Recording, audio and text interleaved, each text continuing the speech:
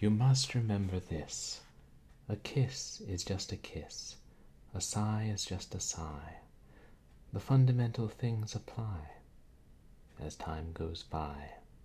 And when two lovers woo, they still say, I love you. On this you may rely, no matter what the future brings as time goes by.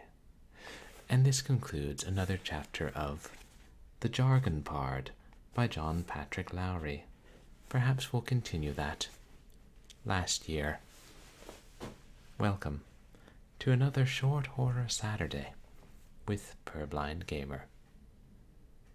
I hope that you are all having a good and relaxing weekend. It's not nearly long enough. Yeah, work got fairly crazy by the end of last week, so... And we got a lot done, but... yeah, work can be frustrating sometimes. So it's nice to be relaxing on the weekend and getting to stream. And I'm really excited to try this game, which I only found out about a couple of months ago, I guess? Something like that. Now, they may have heard of it in passing back when I was, downloading AGS games back in the day, like when it was released, or shortly thereafter. I don't know. Hard to sort out what happened which year or when, as time goes by. And thank you to everybody who came out to my last couple of streams. On Wednesday, we started Doom 2, Hell on Earth. And I am really glad that I'm playing it at the Hurt Me Plenty rather than Ultraviolence level. Yeah, I don't know how many hours and streams would take me to beat it at the higher difficulty level. But yeah, really fun game. Terribly addictive. And on Sunday, we played more of Blackwell Epiphany by Watch It Eye Games.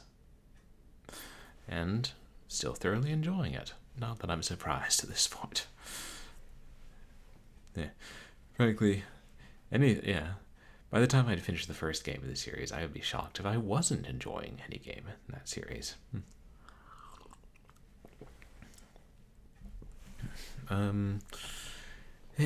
Today we're going to be playing Bestowers of Eternity, Part 1.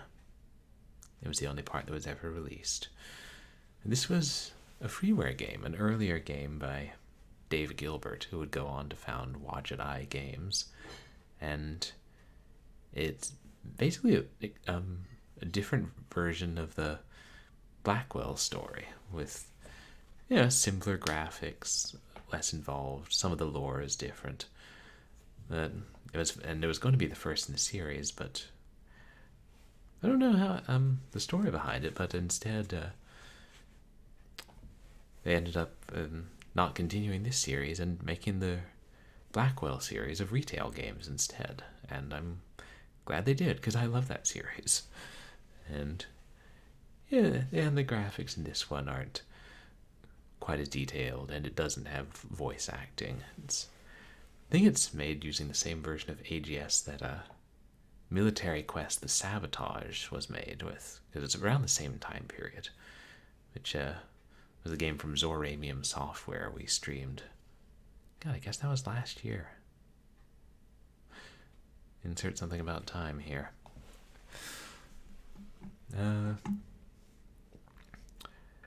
And I can't remember if I told you guys.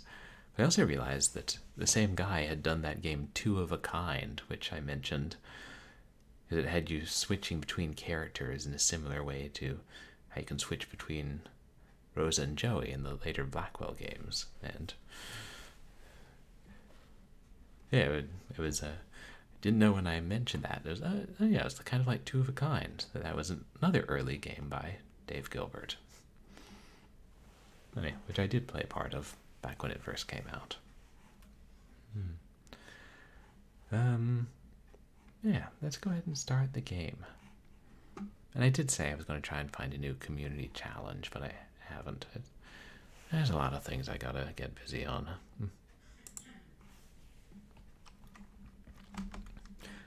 No voice acting. I guess I'll have to provide the voices.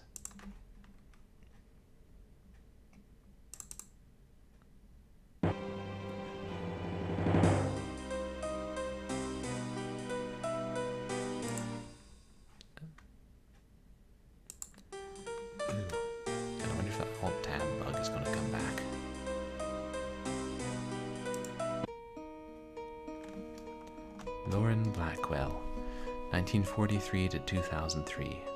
May she at last find peace.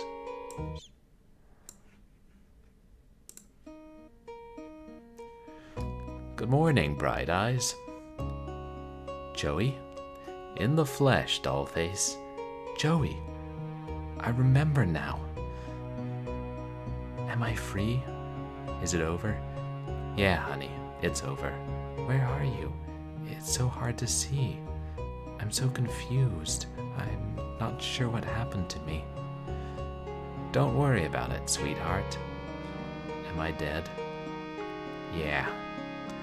Oh, sorry, kid. It's all right. It's better this way. Better dead than that madness. It was horrible.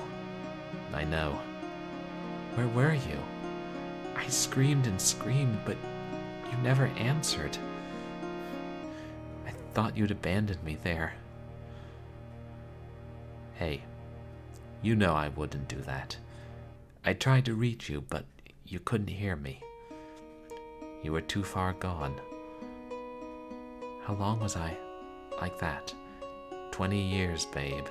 20 years. Oh my. And you watched over me all that time. Yeah. Hovering over your bed, day in and day out. So what happens now? You got me, doll. This is as far as you go. You mean you're not finished? Doesn't look like it. Seems I'm not off the hook quite yet. So it's not over. Not for me. Seems like this gig is going on a bit longer than I thought. Where are you going to go? The only place I can. Your time is up, so I've got to latch onto the next cat in line. And there she is now. Is that? No, not her. Not Rosa. I'm sorry. Well, Auntie, it's over. I wish I knew what to say.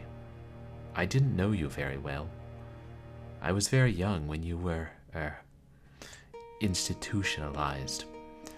And I can't say that it was easy taking care of you, but with my parents dead and all, you're the only family I had. I only wish... I've got to get out of here. Rosangela! Oh, Rosangela. I'm so sorry, child. I'm so sorry. You don't deserve my fate. You can't let this happen.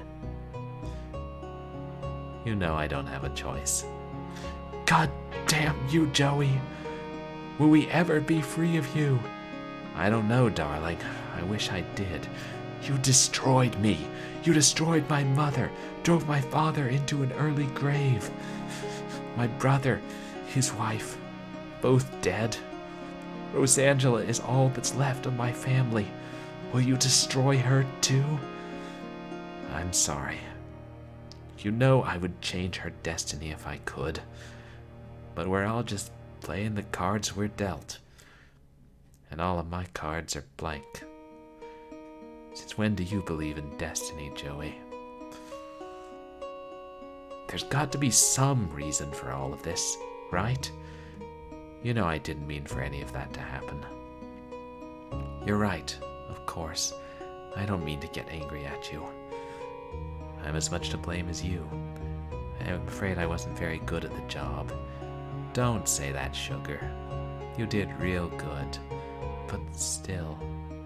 Joey, yeah? What's happening? Just try and relax. I'm scared, I know. Will she be okay? Sure she will.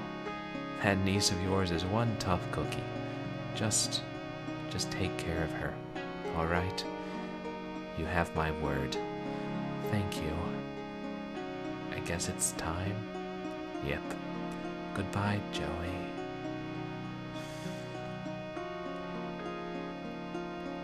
Goodbye, Lauren.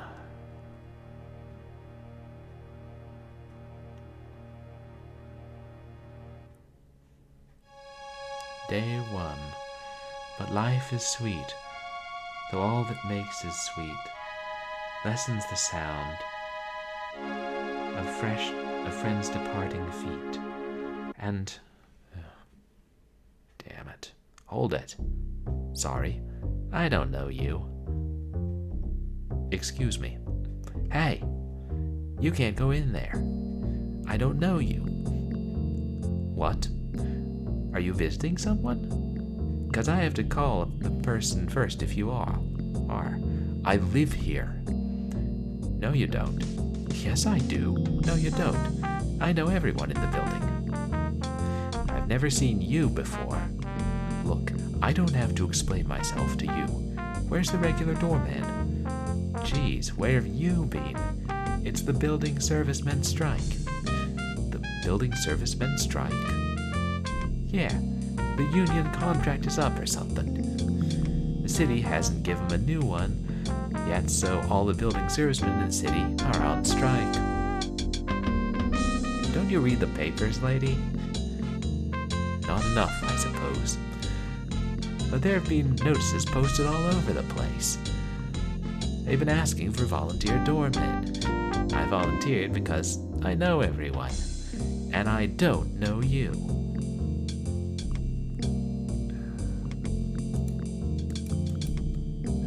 No right-click to cycle. Is there only one cursor? Okay.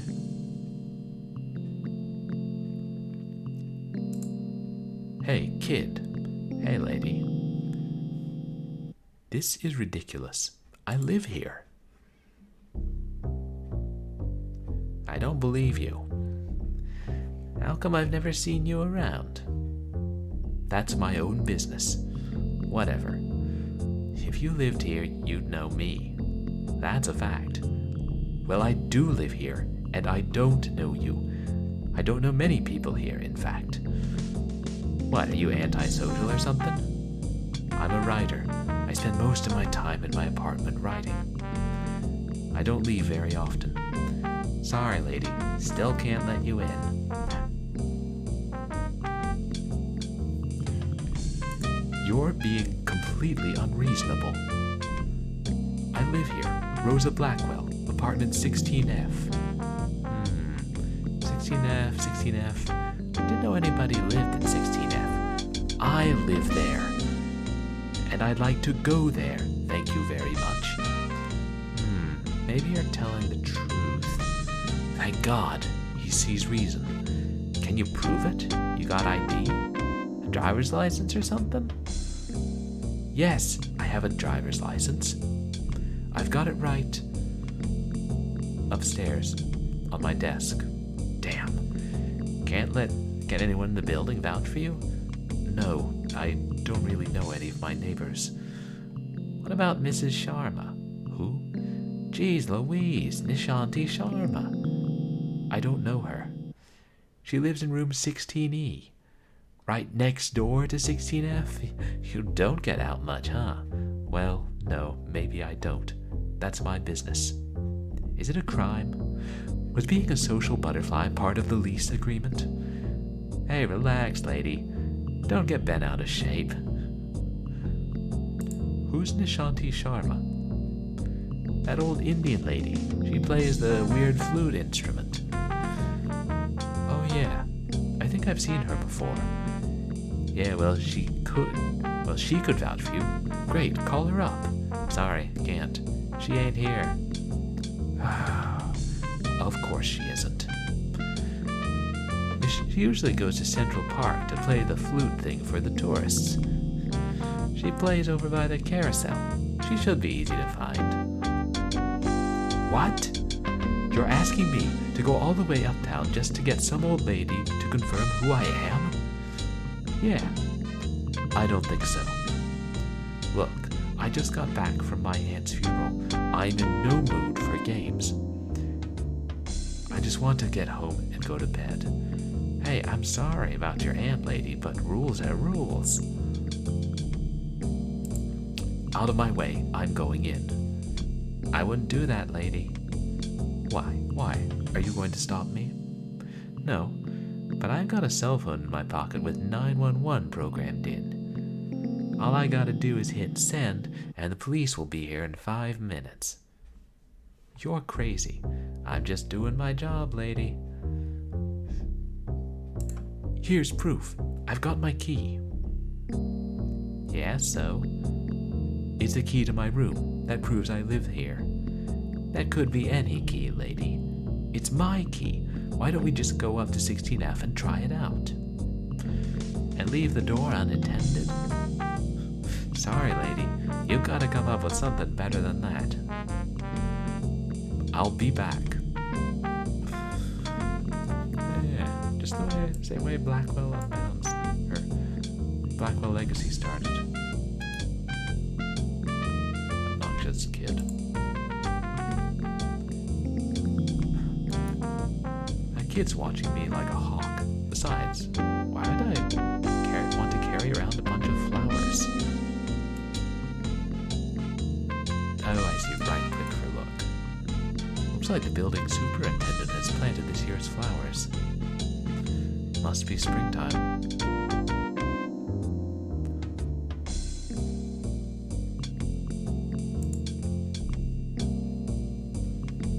Oh, is that a real map of New York? Like a real subway map? Maybe.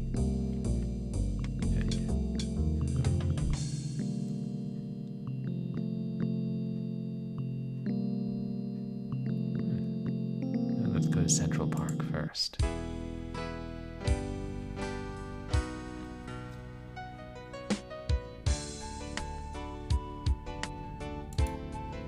It's the hot dog seller. He doesn't look too happy to be here.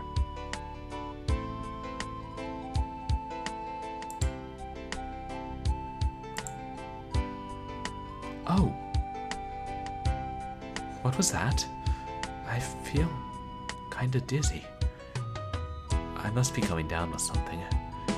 I need to get home ASAP.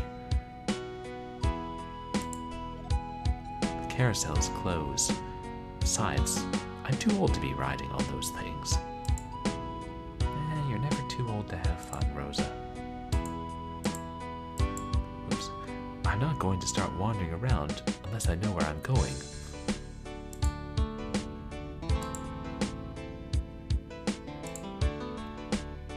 Hello. Hey, what can I get for you? Do you know a Nishanti Sharma? Huh? Are you buying something or what? No, Oh, you want to chat, huh? Not exactly. For crying out loud.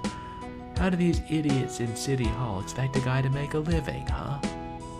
With this carousel closed down, I hardly get any customers at all. Why is the carousel closed down? Just some knee-jerk reaction. A bunch of kids have gotten hurt on that in the last couple of weeks, so they shut it down for a while. If you ask me, it's not the machine, it's the kids. The way they carry on, I'm surprised more kids don't kill themselves on that thing. Do you know Nishanti or not? Who? Nishanta what? An Indian woman. She plays a flute? Oh yeah, I know her. She's not commissioned by the city to work here, so she can go wherever the hell she wants. I think she's working up by the overlook to the east. Thanks. Goodbye. It's been a friggin' pleasure. People are so friendly in New York City. I really must visit there and talk to hot dog vendors.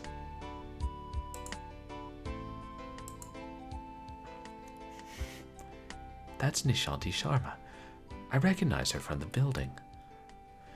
I've seen her in the hallway a couple of times, but I don't think I've said more than 2 words to her. This is going to be awkward.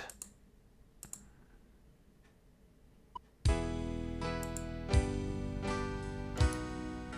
nice crop of flowers planted for the park.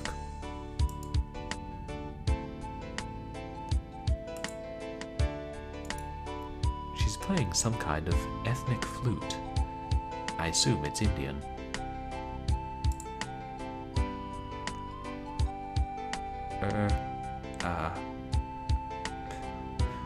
I can't do it. I can't just barge over and interrupt her, especially when there are all these people around her.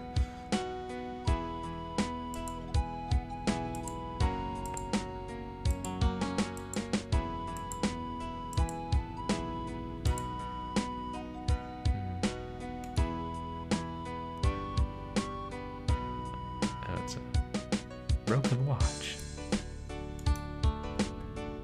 This watch has been broken for a few days. I don't know why I just don't get rid of it. The only feature that works is the stopwatch. Tapping the watch face doesn't help.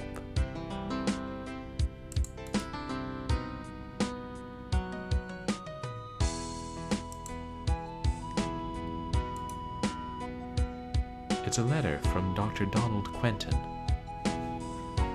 August 12th, 2003. Dr. Donald Quentin, Bellevue Mental Hospital, New York, New York.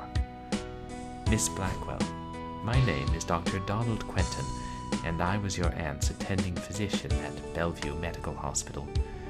I have seen to your aunt's needs since she arrived here 20 years ago. Please accept my heartfelt condolences for your loss. Feel free to visit my office at Bellevue at any time. I'm sure we have much to discuss. Sincerely, Dr. Donald Quentin, Bellevue Medical Hospital.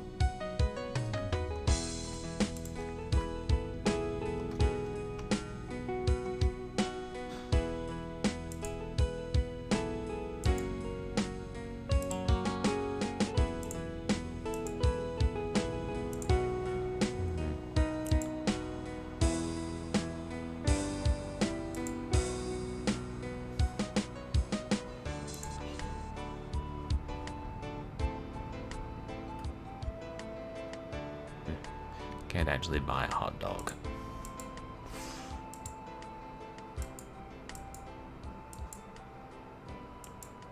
There. Ah, there's Bellevue. Dr. Quentin? Oh, Miss Blackwell, isn't it? Yes, I'm Rosa Blackwell. Of course you are. I should have recognized you immediately. Please, please, do come in. I got your letter. Yes, a tragic loss. My deepest sympathies. Thank you. You wanted to talk with me. Yes. I invited you here so we could have an informal chat. Your aunt was a fascinating case, and I was hoping we could discuss her condition in further detail. And yours, of course. My condition? What do you mean, my condition? Hereditary dementia is my specialty, Miss Blackwell. And in my professional opinion, there is significant cause for concern. Wait, back up. Hereditary dementia? Yes. 2 generations. Your aunt and her mother before her. What? Your grandmother, Miss Blackwell. She suffered from the same condition. Didn't you know? My grandmother? Yes. Patricia? Was that her name? I don't know. Auntie Lauren was it, you understand? The only relative I had. And she wasn't exactly in any condition to teach me my family history. I'm sorry. I had no idea. Well, you should have. Did you ever wonder why nobody else but me came to visit her? We don't pry into visitors' personal affairs. It's a policy. Again, I apologize. I just assumed. Nevertheless, it doesn't change the fact that you should be concerned as well. Patricia Blackwell suffered her mental collapse at the age of 55. Lauren Blackwell underwent hers at the age of 40.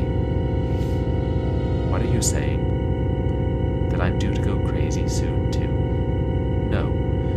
I'm saying that there's significant cause for concern. And you should consider scheduling appointments with me for observation and evaluation purposes, of course.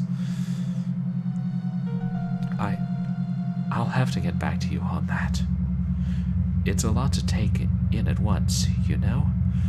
I understand. My aunt was fascinating?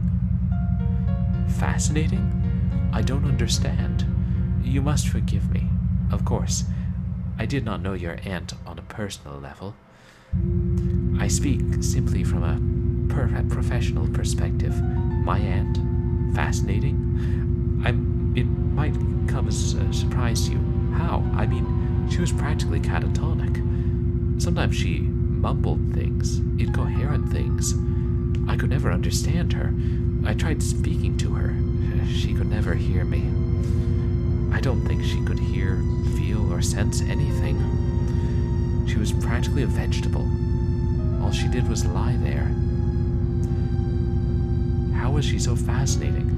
As you know, she wasn't exactly catatonic. We kept her sedated. Right, she had extreme violent outbursts. That I remember. Yes, and we had to sedate her to keep her calm, especially in preparation for your visits. What do you mean? We're not a nursing home, Miss Blackwell. We're not content to merely feed a patient drugs and keep them comfortable.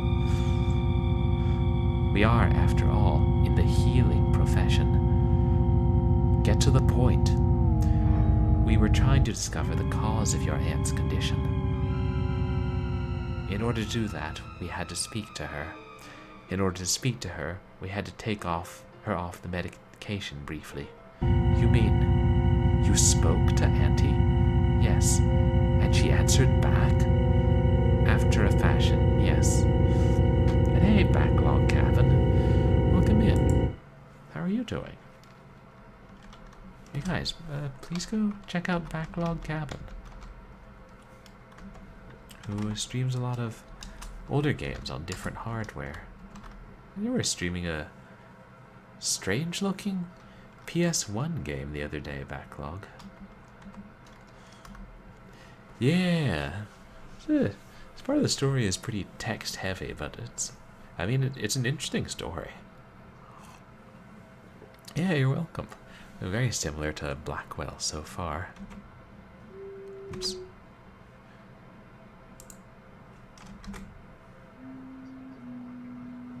Yeah.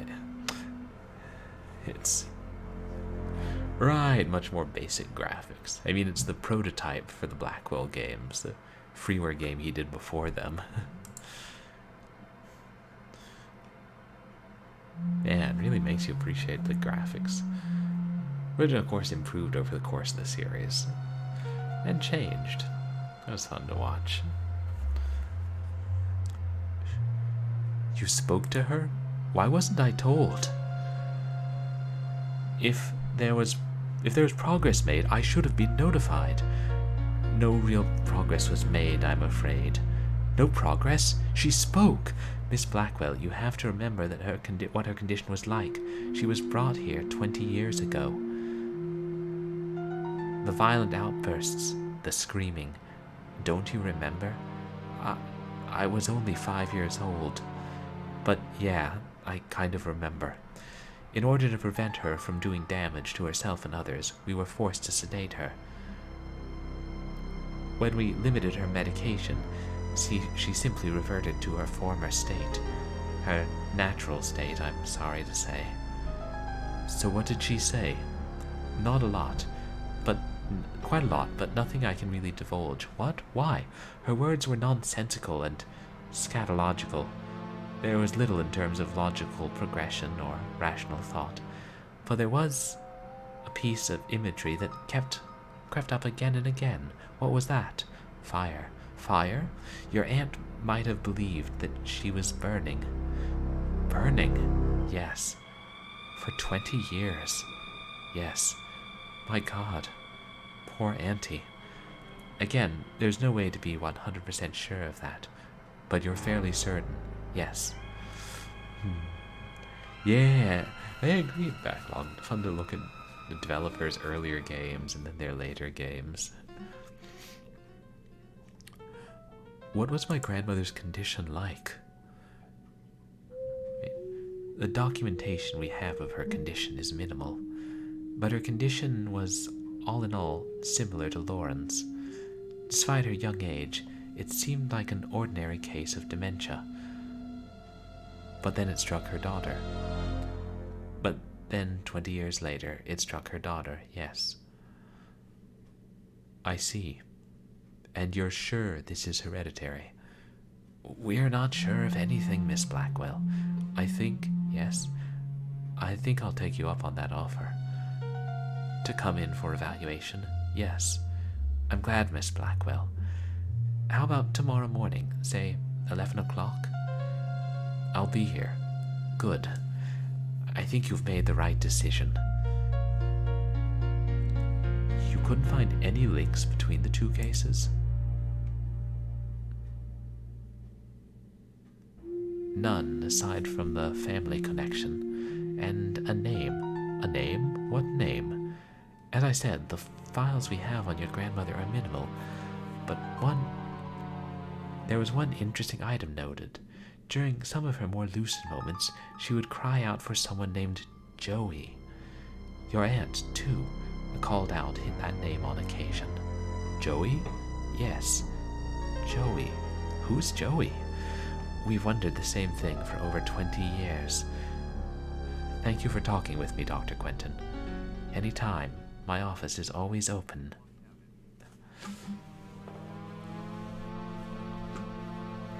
Yeah, well, the ghost. Interesting, I think. Yeah, this game started showing the ghost, and I think Blackwell Legacy had a better idea, where they showed a swirl of something, like possibly supernatural at the beginning, but then you didn't really know what was going on until Joey finally manifested himself to Rosa. Yeah.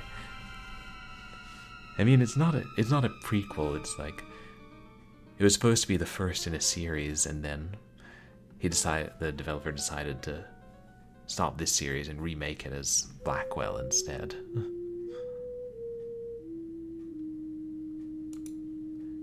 It looks like a Mexican man wearing a sombrero. Rorschach paintings. It looks like a king wearing a crown.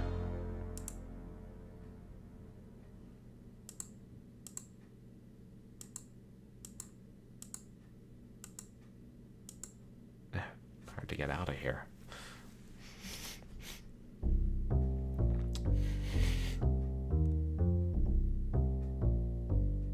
Library.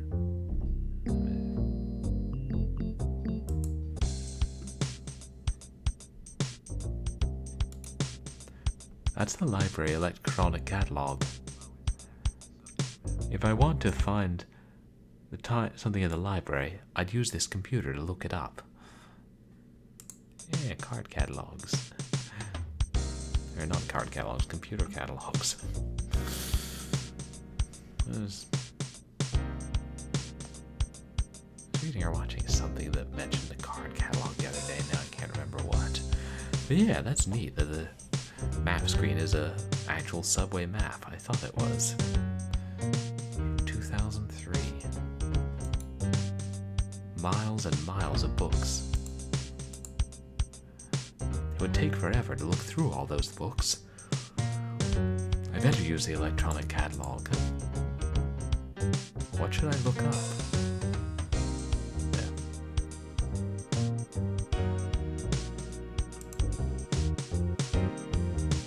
True, we don't know what to look up yet.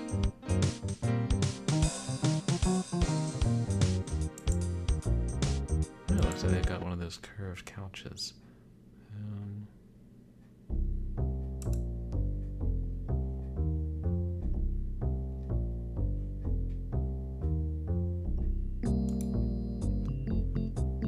Some stuck-up brat. Hey, kid. Hey, lady. I'll be back. Good talk. These are conversation options.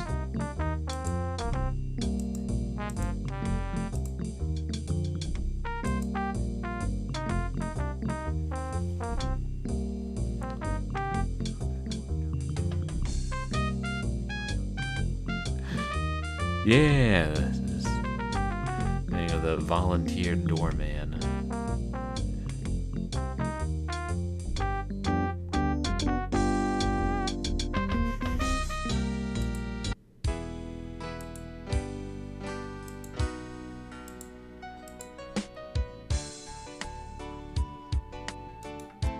Yeah, exactly. It's fun to see how, what originated here and what changed. The carousel's closed? It just doesn't seem right. Well, a couple dead kids. Oh, hey, everybody's just gone. Guess we just had to come back later. I guess it's okay to interrupt her now. It's not like anyone is listening to her. Excuse me. Yes? Oh, it's you. The lady next door. Yeah, hi. Rosangela, isn't it? Yes, I have a rather unusual favor to ask of you. Ask away, dear. What are neighbors for? Right. Well, you know that whole building servicemen strike? Yes. It's such a bother. But isn't it sweet of that boy Jimmy to help out? Yeah, that's the problem. See, he doesn't recognize me. Oh, I thought he knew everyone. Apparently not. But he said if you vouched for me... Oh, I see. Definitely. We'll go right now. Are you sure? If you're in the middle of something, don't you worry about it. My audience seems to have disappeared, so there's nothing keeping me here. Let's get you home.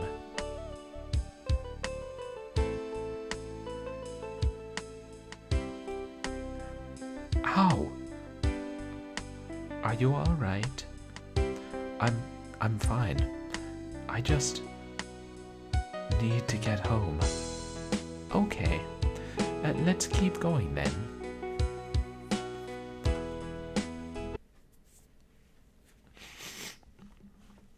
Hello, Jim. Hi, Mrs. Sharma. How's it going? Fine, Jim. Jim, this is Rosangela. She lives in 16F. Oh, so she does live here. Yes, she does. Oh, geez, I'm sorry, lady. I didn't mean any harm by it. You understand? Nobody's blaming you, Jim. You're doing a very good job under the circumstances. Well, somebody has to do it. Think the strike will go on for a while? You never know, Jim. That would be cool. Anyway, you can go in now, lady. Rosangela. My name is not Lady. I'm Rosangela. Okay, Rosangela, whatever. Go on in. Well, here we are. Yes, finally. Thank you. That stupid kid. Now don't be so hard on the boy. It's a difficult situation. The entire city is dealing with it. I know. It's just... Oh, never mind. I'm just really glad to be home. Listen. Just because we're New Yorkers doesn't mean we can't talk to our neighbors. You live 20 feet away. We've never said a word to each other, and that's a crime.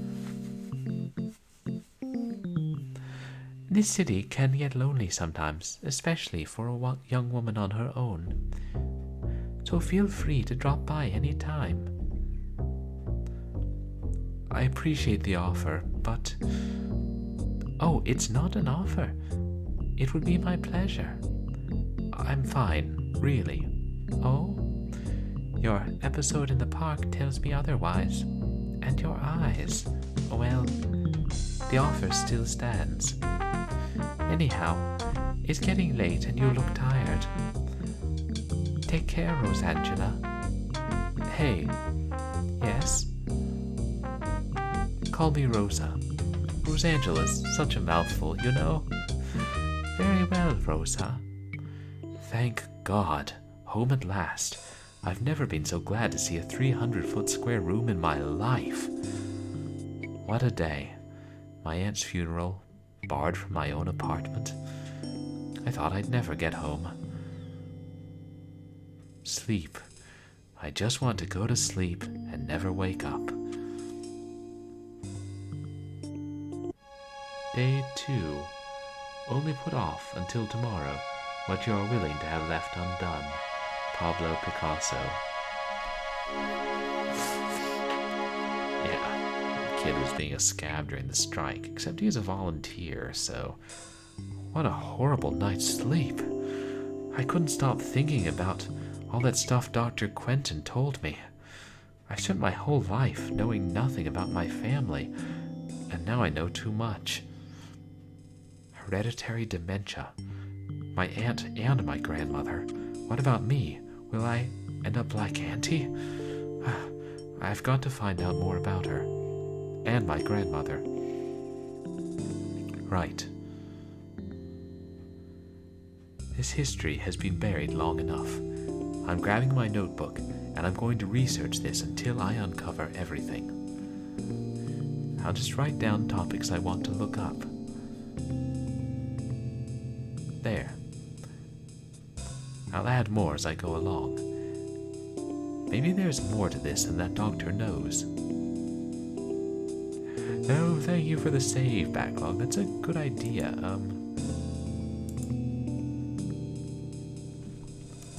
Shoot.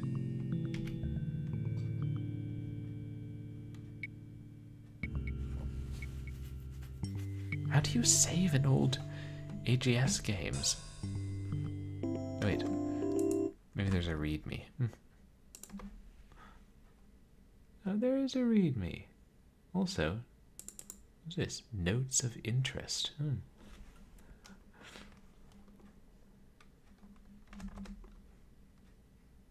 Oh, we'll read those later. Oh, F1. Okay.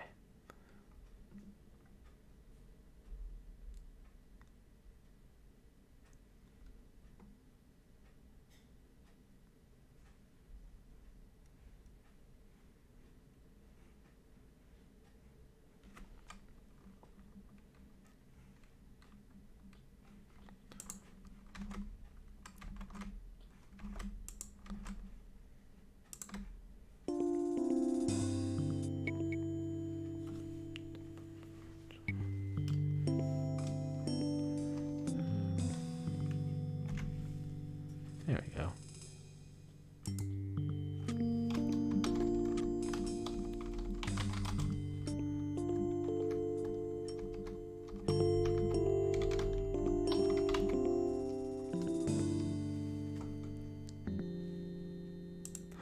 That's what I like to call it. And there's Griff. That's Griff, the PI bear.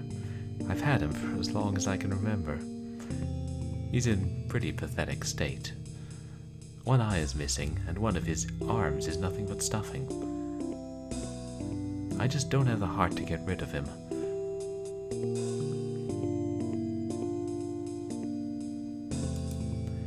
Some history books on life in New York in the early 1900s. I was going to start a novel on that subject, but it didn't pan out.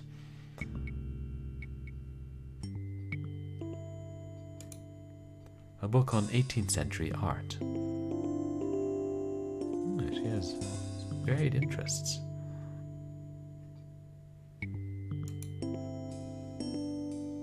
It's a standard studio kitchen. In other words, tiny and cramped.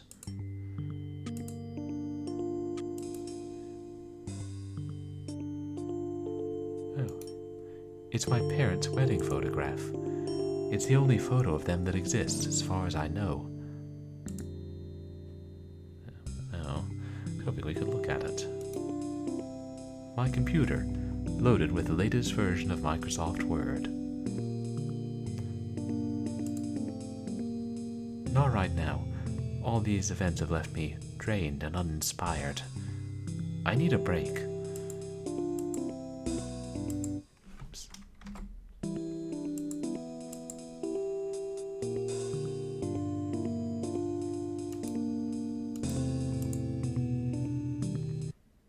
Yeah, just walk in. Hello, Rosa. Hi. I was just, in the neighborhood. Sorry, Would you like a cup of tea? Tea? Okay. Yes, I'd love a cup of tea. Good. Would you like anything in it?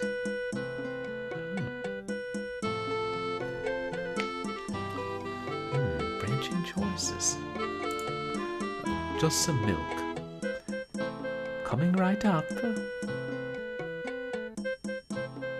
Here you go. Thank you. How long have you lived here? I've been here about 20 years now. I used to live upstate a ways, but when my husband passed, I couldn't stand living in that house, being by myself. Oh, I'm sorry. Thank you. But it's water under the bridge, dear. Life must go on. Yes. And yourself? How long have you lived in the building? 4 years. 4. Well, we have much catching up to do. So, you play the flute, huh? Yes, I play the flute. It's called a bansuri. It's quite old. It was my grandmother's, in fact. She taught me how to play. That music was very beautiful. Thank you. And how about you? Do you play an instrument? Me? No. I can barely play the kazoo. Well, if not music, what? You strike me as being creatively inclined. Are you an artist? No. A writer? Yes. Yes, you're right. I'm a writer. I knew it. Anything published?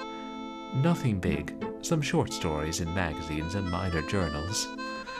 Anything else? Well, I have been trying to hash out an idea for a novel. Really? What about? I can't really say. Every time I come up with one idea, I reject it for another. I imagine that gets very discouraging. It can, yeah. You'll get there one day. That I'm sure of. Thank you. Thank you very much. You can ask if you act as if you've never been complimented before. Why do you play in the park? Good question. I was walking there one day, and I had my flute with me, so I started playing. The next thing I knew, I had a small throng of people listening. It was quite flattering, so I go there as often as I can. It gets me out of this stuffy apartment, and I like the attention. Well, children seem to enjoy it the most, which is why I usually play by the carousel. I noticed you weren't playing there yesterday. Yes, that was unfortunate. Since they closed it down, that area has become very empty. Why did they close the carousel down? I heard something about children getting hurt. Yes, that did happen. There were a few minor injuries that occurred on that carousel, and it was declared unsafe. They say they are closing it down for repairs, but I know better. Oh? Something is very wrong with that carousel. Something more than mere metal. What makes you think that? Hard to say. I've been playing that spot for years now, so I noticed when things started to go wrong. Go wrong? Yes, a few weeks ago. It began as just a feeling that things weren't quite right. I ignored it, but then I noticed that it began affecting some of the children. They'd be laughing and eager to ride the carousel horses, but before they sat down, they would get scared. Scared? What's there to be scared of? I don't know, but some of them were crying to be let off. There were kids that were so frightened they would fall off and hurt themselves. So they shut it down. You really believe that? Yes. I know what I felt. You felt it too. Me? Yes. Don't think I didn't notice. I didn't feel anything. Well, perhaps... maybe I'm just spouting nonsense. You have a very nice apartment. Why, thank you. It's small, but it's fine for just little old me. Do you live alone? Yes. Any family in the city? No. Oh, that's too bad. They don't live too far away, I hope? Very far. I see. Well, then it's all the more important for you to find a surrogate family while you're here. What? A surrogate family to take the place of the one you left behind. People who care for and who care for you. Me, I have the children in the park. Who do you have? I don't need anyone. I wouldn't be so sure about that. We're all social animals. Without connections to others, you'll be lost. But listen to me carrying on like this, sticking my nose where it probably doesn't belong. I'm sure you know what's best. Yes. Well, I better run. Thanks for everything, Nishanti. It's no trouble, Rosa. Any time you'd like to chat or a cup of tea, just knock. Surrogate family. Connections to other people? I've gotten along perfectly well so far.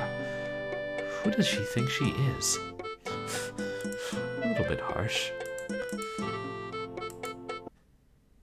Hey, lady. What? Sorry, I forgot to mention this yesterday, but you got a package. A package? Me? Yeah, here, take it. Thanks, kid.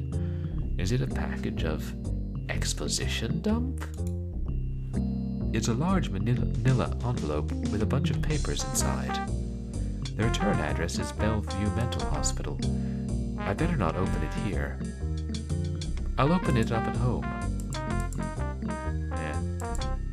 Don't want that doorman brat reading over my shoulder.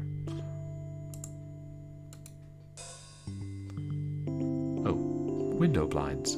Kind of drab, but they do the trick. I've been meaning to put something nicer.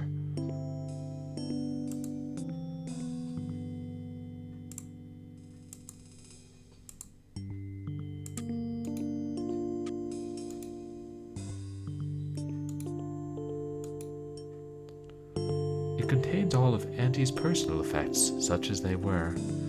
It seems to be a bunch of old letters.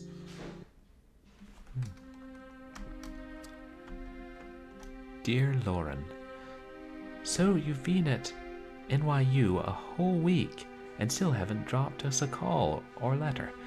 I'm sure things are busy in the Big Apple, but don't forget the family you left behind. Things here in Troy are well. Jack starts high school on Monday. He's kind of nervous. You know how he is. Be sure to write him a letter, will you? He misses his big sister. I admit I am still a bit uneasy about you living in New York City. Are you carrying your identification with you when you go out? Just be careful out there. I know you think I'm an old worrywart, but I'm your mother. It's my job. Don't mind me. I'm so excited for you. We all are. You have a wondrous future ahead of you, and I'm sure you'll do amazing things. Keep your head on straight, work hard, and remember that you have a family back home that loves and misses you. Love, Mom, and Dad and Jack.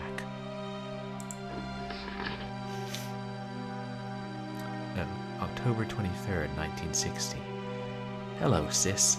I'm typing this on my new St. Clair Model XV15 typewriter. Mom says that improving my handwriting is a lost cause, so she got me this. Pretty far out, huh? I've already written up a few short stories, although I can't type for too long since Dad says the noise of the typewriter drives him up the godforsaken wall. What does he know? So how's life in the big bad city? Troy is dead boring as usual. Why'd you have to go to college? I feel like there's nobody to talk to with you gone. Mom wants me to try and be friends with the other kids, but you know what they're like. I'd rather just write. Anyway, sorry to carry on. Don't you worry about me. Just be sure to come home for Thanksgiving or I'll come to New York and drag you. Jacko. Dear Lauren, well, Thanksgiving has come and gone, and so have you. It was wonderful having you home for the week, and I'm glad we got to have a chat. I know things are difficult for you there, and you are having second thoughts, but I'm glad that you are seeing it through for as long as you possibly can. Stick to your guns, kid, as your father would say. I know you're worried about Jack. We all do, but don't feel like you need to take responsibility. You're his sister, and you're supposed to love him, but he's got to learn to live without you eventually. You're growing up now. Let him grow up too. That's enough motherly advice for now. Until Christmas, Mom, and Dad and Jack. P.S. We're all so proud of you. I wonder how many of these are the same as the letters in the first game. I hope it's not. 20-some pages. 1961. Dear Lauren, I've got something to tell you. I didn't want to say it over the phone in case Mom or Dad overheard. Mom's been acting odd lately. It started a few days after you went back to NYU. She was dragging me shoe shopping when she suddenly had a panic attack. You should have seen her. Her face was ghost white and she was pointing at the corner of the room, but there was nothing there. Then her eyes rolled up and she fainted dead away. We brought her to the hospital and she says she's fine now, but she's been very on edge and paranoid. It's hard to explain. Dad's no help. Maybe you can call and try to cheer her up, but don't tell her about this letter. God, I hope she's okay. Jacko. November 1961. Lauren, you seemed concerned after our last phone call. Let me assure you, everything is fine with me. Honestly, there's nothing to worry about. When should we expect you home for Thanksgiving? Love, Mom. Dear sis, Mom's getting worse. You explained it best over Thanksgiving. It's like she feels someone is watching over her shoulder. Paranoia. She sits by herself for hours. She pretends to be reading, but it's obvious that she isn't. She's been acting even odder. Lately she's been covering her ears as if to keep out a sound and closing her eyes tight. Dad's getting impatient with her. He's convinced she's lost her mind, and I'm starting to agree. She isn't the same person anymore, and she refuses to seek any kind of psychiatric help. How can she not see that she has a problem? This isn't normal behavior. I'm scared, sis. I don't know what to do. Jack. January 62. Dear Lauren, Mom's getting more kooky by the day. She started reading books now, books on the occult and supernatural. She tried to hide them from us, but Dad found them. Hey, Doji Lord, welcome in. How are you today? There's one book that she was especially into, but I don't see why. It's called The Encyclopedia of the Occult by a Russian occultist named Pyama Lavrentieva. I've read a few pages of it, and I couldn't understand any of it. I thought it might help me understand Mom if I read it, but Dad caught me reading it and threw it away. Mom went berserk. Then she locked herself in the bathroom and started talking to herself. Oh, your bean? No, not talking to herself. It was like there was someone else there, but there wasn't. Oh, sis, thank God that you're away and don't have to see this. Dad's at his wit's end, and so am I. She's not Mom anymore. Try and find that book. Maybe it'll have some answers. I'd get it myself, only Dad would go ballistic on me. Jack. The Encyclopedia of the Occult. I wonder why that book was so important. I have to check that book out. February of 62. Lauren, it has a name. Mom was in the bathroom this morning and I heard her scream, "Joey, get out of here!" I asked her who Joey was, and she turned milk white. She glared at me and told me never to say that name again, and that there was no Joey. This could be the key, sis. Maybe if we find out who Joey is, we can save her. Jack. November 3rd, 1962. Dr. Donald Quentin. Miss Blackwell, I received your letter via my NYU associate, Professor Baker. In regards to your question, it is possible for one to be committed against one's will, but only if the patient is deemed a danger to him or herself or others by a mental care official. I have enclosed a list of qualified doctors who live and work in Troy. One of them can evaluate your mother and advise a course of action. Please accept my condolences on your mother's condition, and I wish her a speedy recovery. Sincerely, Dr. Donald Quentin, Belleville Mental Hospital. March of 62. Well, it's done. The final papers have been signed. I still can't believe that it's come down to this, committing Mom to a mental ward. It just seems wrong. But she's definitely reached the point of no return. I can still remember it, coming home from school and seeing her rolling on the floor and hitting herself, screaming as if every cell in her body was on fire. It's going to haunt my dreams for the rest of my life. Thanks for coming out, sis. I don't know if Dad and I could have done it on our own. She drained us, you know. Is it okay if I visit you in New York for a while? I need to get away. Take care, sis. Jack. May 1965. Wow, summa cum laude. You always were a smarty pants, sis. Congratulations on graduating college. Now it seems it's my turn. I'm so glad you've decided to stay in New York City. I admit it was one of the main reasons I applied to Columbia. It'll be nice to be in the same city as you and meet up once in a while. It will save me money on typewriter ink, that's for sure. Dad's insufferable as always. Ever since Mom went away, he's been hard to talk to. You know what I mean. I can't wait to get out of this house. See you soon, Jack. October of 67. It's happened, Lauren. I'm in love. Her name is Maria. She's from Italy, and she's studying here at Columbia. I was taking notes in statistics class when my hand suddenly cramped up. I asked her if I could copy her notes, and then we were having lunch together. It's been 2 months, and we've been inseparable. She's incredible, sis.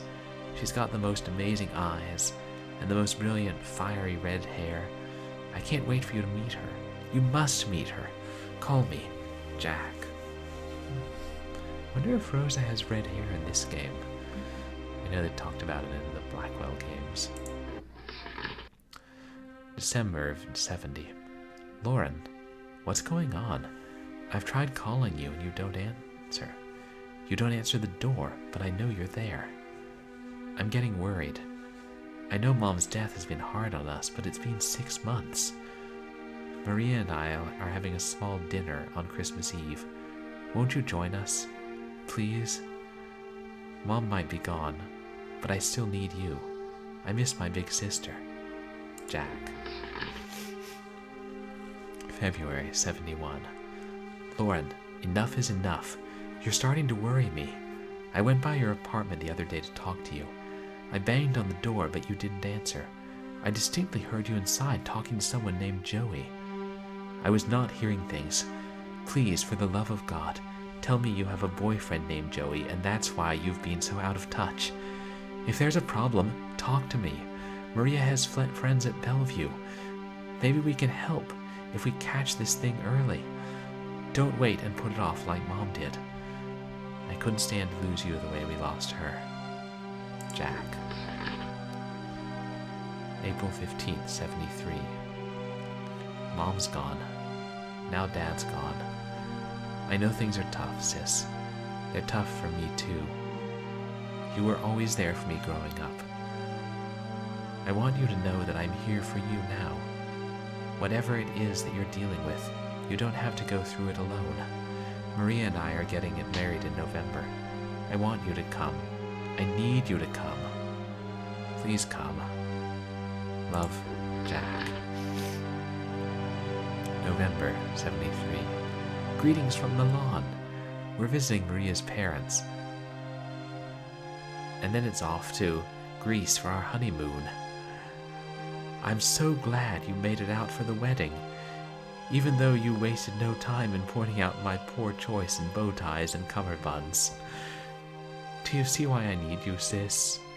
Hey, Guitar Cat, welcome in. How are you doing? You guys, please go check out Guitar Cat.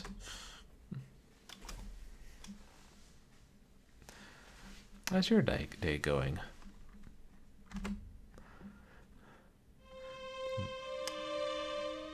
Now that you've rejoined the land of the living, I'm not letting you out of my sight.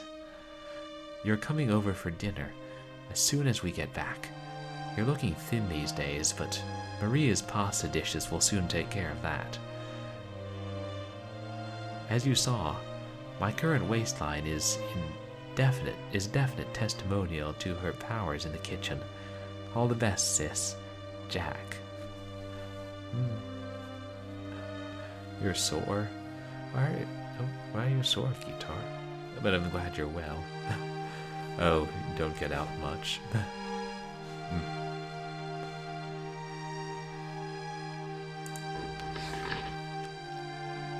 March 1976.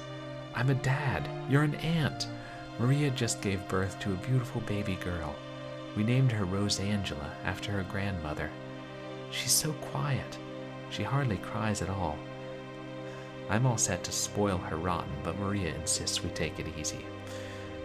She looks just like her mother. And I can see a little bit of you in her eyes, too. And Mom. And everyone. Everyone our family was, is, and will be. This baby girl is it. She's our future, and has an amazing life ahead of her. I can't wait to see it all happen, but for right now I just want to cradle this beautiful creature in my arms and never let go. The future is bright and exciting, a bright and exciting place, sis. I've never been so happy. Jack. Autistic. No in between, Guitar.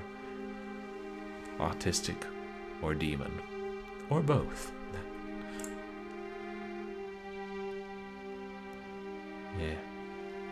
It's unusual for babies not to cry much. That's the last letter. But there's a photograph here. The caption on the back reads, Rosangela, age 6. Oh, that's me. Is that Griff? This little girl is me, age 6. Aw, I'm holding Griff. He looks brand new. Gosh, look at me. That little girl looks so sad.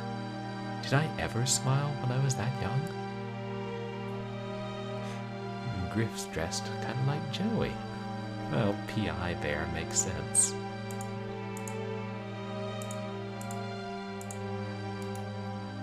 Grass? This picture obviously wasn't taken in New York City. Oh, you were a happy baby, Guitar. By all accounts, I was too. Didn't cry that much. Made it easier on my parents, I'm sure. Yeah, that's the last letter, right.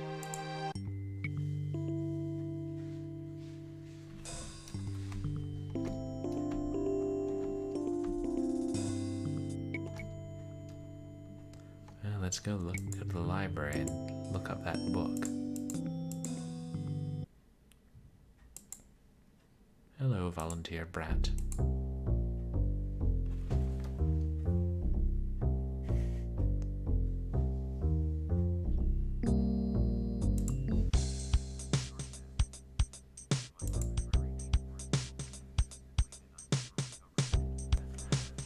Oh. Think about that. If babies don't cry as much, their needs aren't fulfilled as much. What should I look up?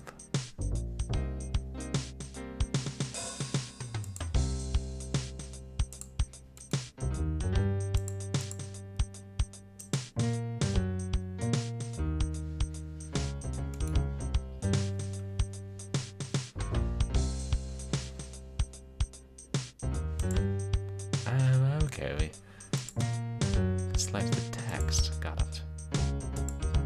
Oops.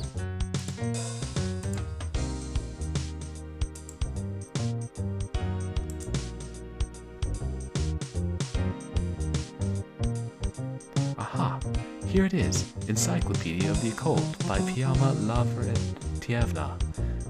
I'll go and check this book out.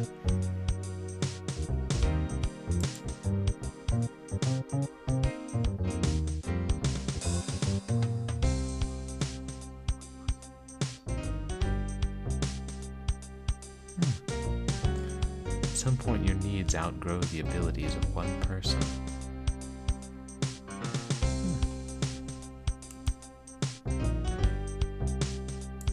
Huh. Yeah, that's well put, Kitar.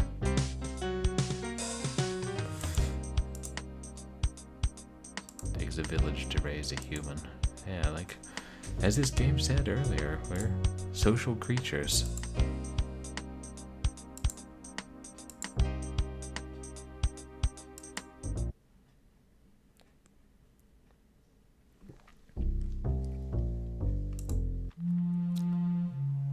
Good morning, Miss Blackwell. Come in, come in. Hi.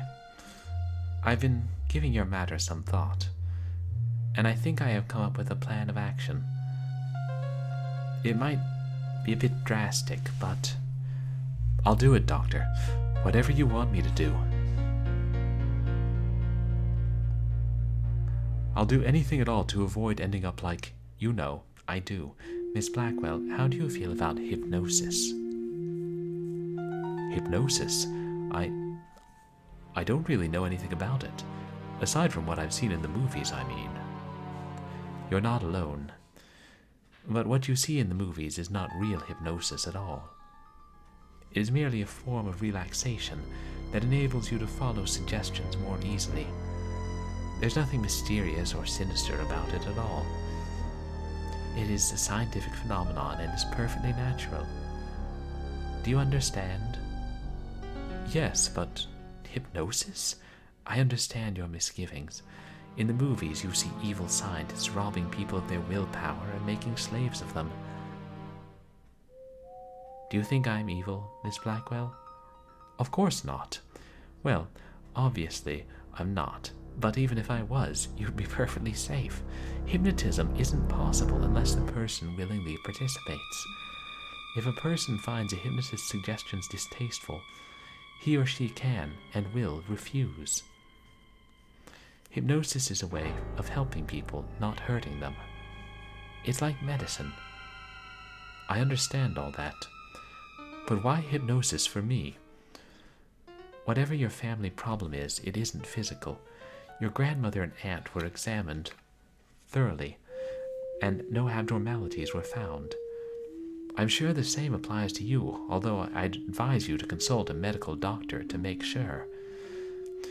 Anyway, I believe that the problem, assuming there is one, lies deep within your subconscious, and hypnosis will help find it.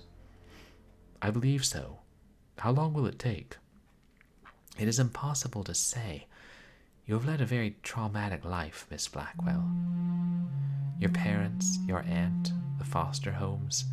As a result, you have put up many mental barriers that will take time to break down. It could be very difficult for you. Yes, I imagine it would be.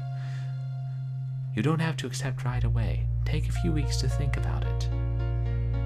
No, I'm ready. Let's do it now. Are you sure? Yes, I'm positive. Let's see what's in this head of mine. Very well. If you could just lie down on the couch, we will begin. Good.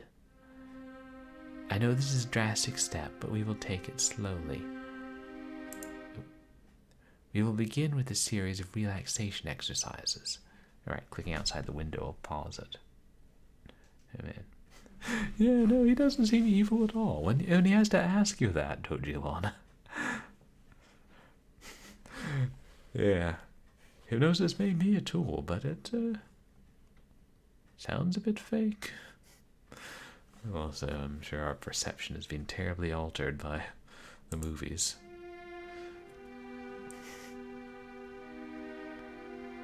This will attune your mind to the process. Continued over a period of weeks or months, your mind will become more susceptible to hypnotic suggestion. Are you ready? Yes. Good. Now lay back. Don't close your eyes. You need to remain alert and aware of your surroundings. Now listen carefully to the sound of my voice.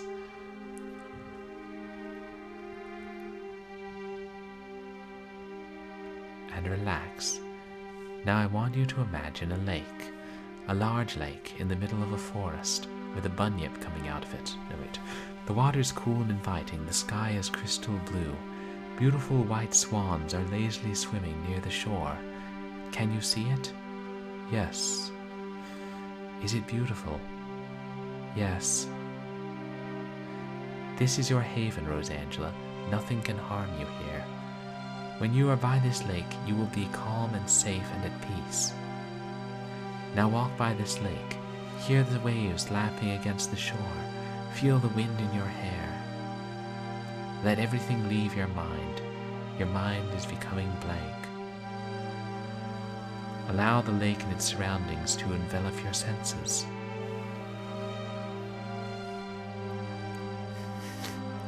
Three, 2, 1. How do you feel? I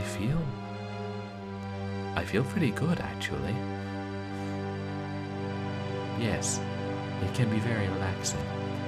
It didn't really achieve anything, though.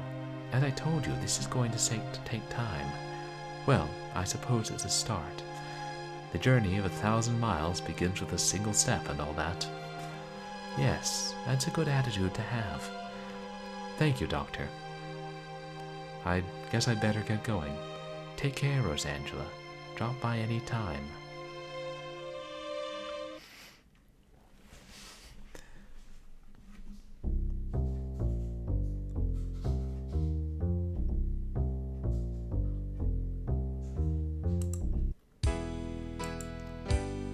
There's something on the ground. Somebody dropped a small object over there. It's a whistle. It's covered in dirt.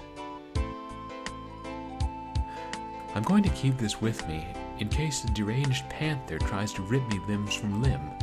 I can blow the whistle to scare it off. Makes about as much sense as anything.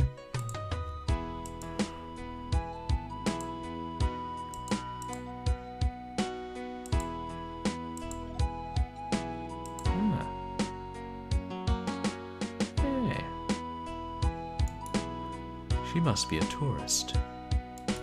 A little Boston Terrier.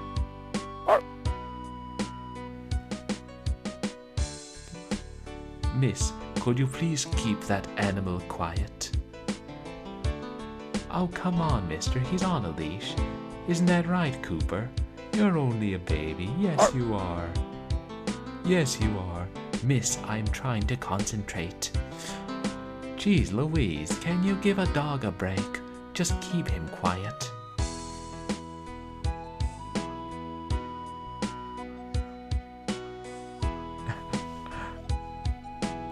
Oh, the clacks and the music that makes kind of loud. Yeah, I don't know what Boston Terriers sound like. I've seen one, don't know that I've heard one. Aw, what's the matter now? Sorry. It looks like he's painting the bushes. Maybe he should paint a canvas instead, so the paint doesn't damage the roots. Yeah, he could put in earplugs to block out any dogs. I wonder if this is Claude Erden. Will you please shut that dog up? This is the first day in the city. He's kind of nervous, right, Cooper? You're overexcited. Yes, you are. Well, he's disrupting my work. Aw, he's just a baby. How can you blame a baby? He's just so cute. Ooh. Joey, get in there and terrify him. I better not bother him. He looks temperamental. I don't know what I'd say to her. I'm not too fond of dogs.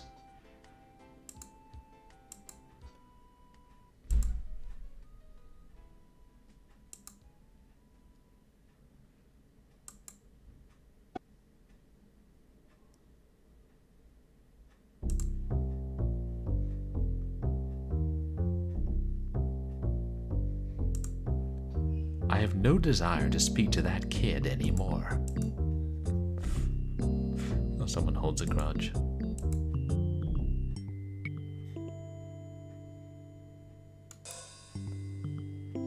This whistle is filthy. Who knows how long it was lying there in the dirt. Yeah, sure, you can post a link about Boston Terrier's guitar.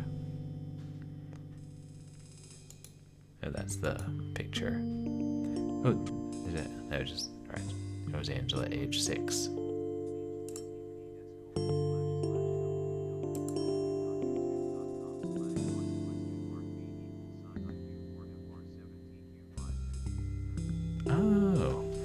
Oh, thanks. It's a link to a YouTube video.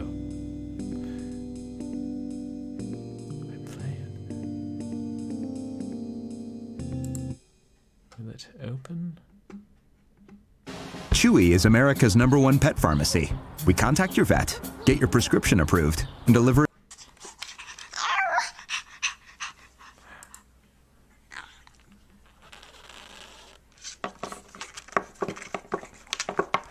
It's adorable. What kind of sound? Oh, right, you guys can't hear.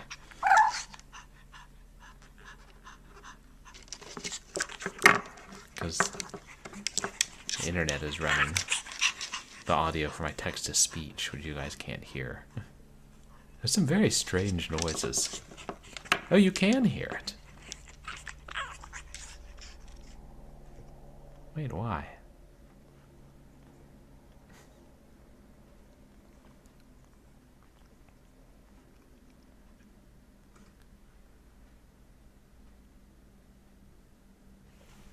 Hey, what program is this?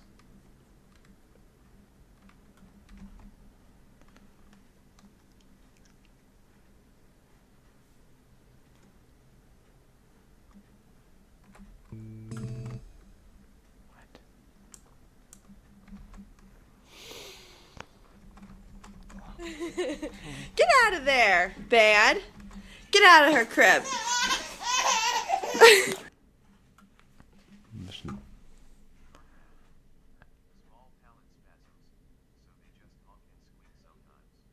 Oh, that's the noise they make. It's... Yeah, this is weird. It opened in some... When I alt-tab, I can't...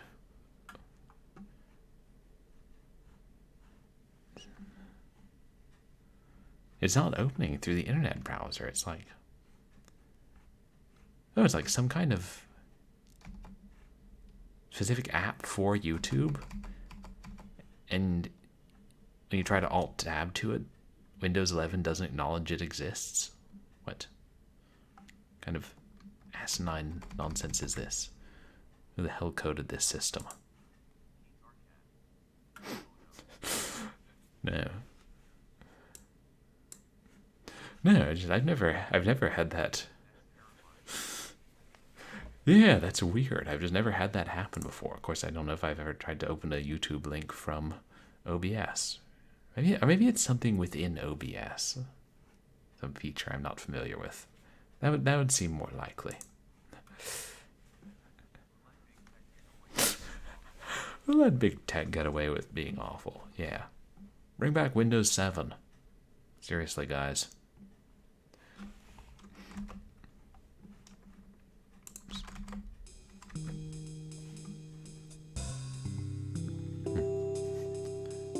Riva Tutor doesn't acknowledge this as a game. Alright, we're going to read The Occult. It seems to be a compendium of occult phenomena using concrete scientific methods. It's long, boring, and absolutely incomprehensible. There must be some reason why this book was so important to my grandmother. But I honestly don't have the patience to sit and read all 1,200 pages of this book to find out.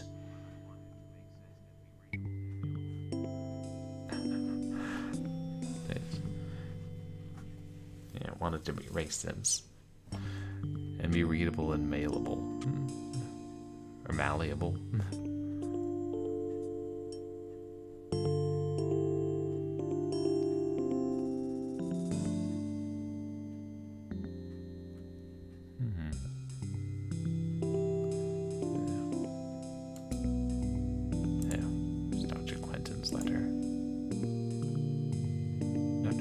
Quentin's been there a long time.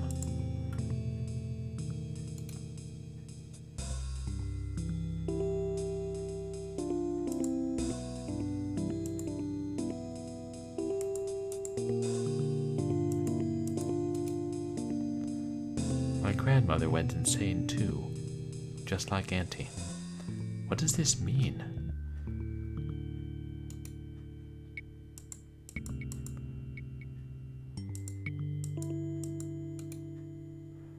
I never knew my parents at all.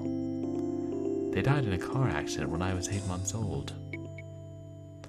If it weren't for the one picture I have on my desk, I wouldn't even know what they looked like.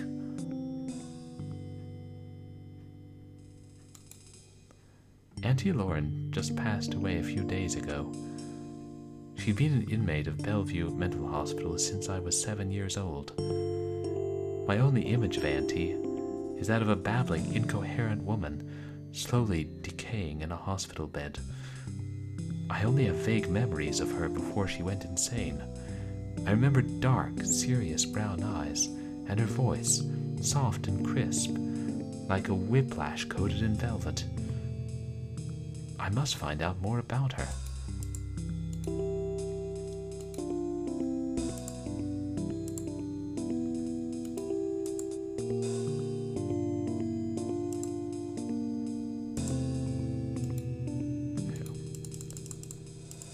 Oh, I see.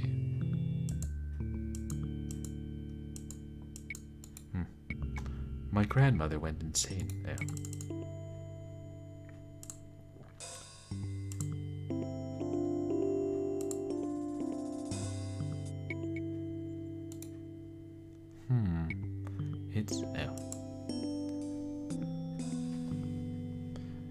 I don't think that Joey would be in that.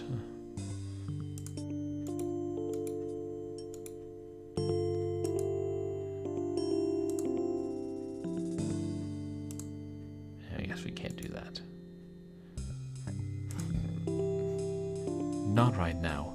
All the events have left me feeling drained and uninspired. I need a break.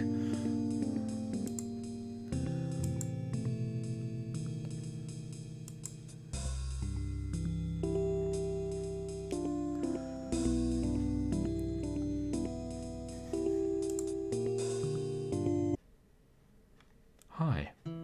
Hello, Rosa. Could I get you a cup of tea? No, thank you. All right. Well, I'd better run. Thanks for everything, Nishanti. It's no trouble, Rosa. Anytime you'd like a chat or a cup of tea, just knock. Oh, maybe you have to accept the tea to talk to her.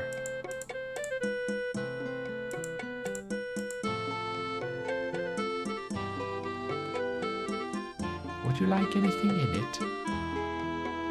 A lemon. You like a bit of sour with your sweet? Very well. Won't be a minute. Here you go. Thank you. Oh, okay. We have nothing further to discuss. I wonder what that noise is.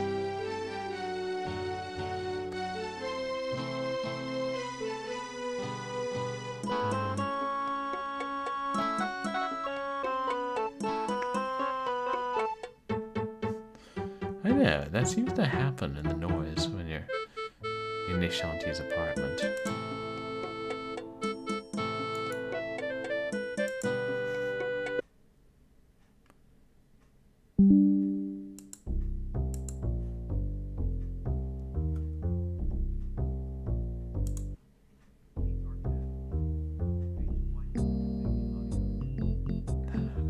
Fade to white in audio. Yeah, well put. The white noise.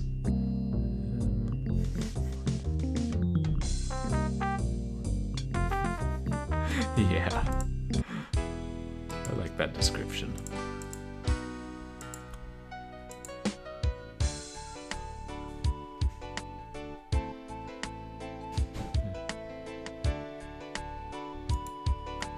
A small lemon wedge. It's left over from the cup of tea from Nishanti made me. So we just... She gave us a lemon and the tea and we just stuck it in our pocket. Why do you insist on annoying me? Go somewhere else. This park is certainly big enough. Hey, we've got a right to be here, same as you. Right, Cooper? Right.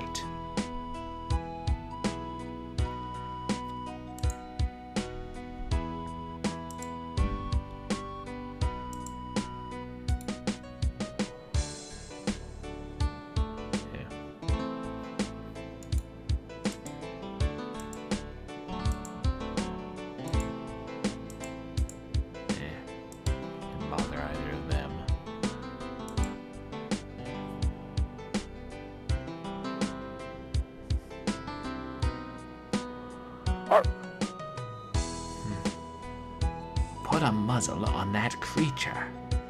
Leave Cooper alone. He's just a baby. It's a public menace is what it is. Oh, don't pay attention to him, Cooper. Mama loves you.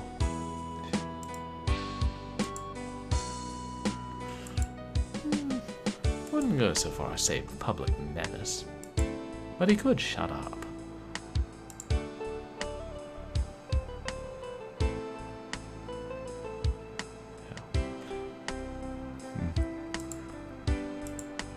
Can't really talk to the hot dog seller. It's been a friggin' pleasure.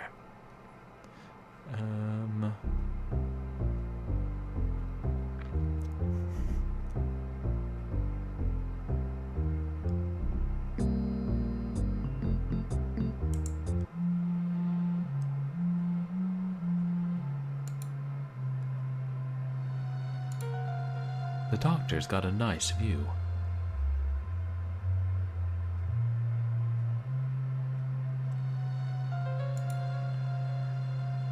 Just some basic office plants. I guess they're supposed to make this place look serene. The doctor's file cabinet. You don't mind if I just do a little browsing, do you? I can't just rifle through the doctor's files. Not while he's looking, anyway. He's looking the other way. Look at him.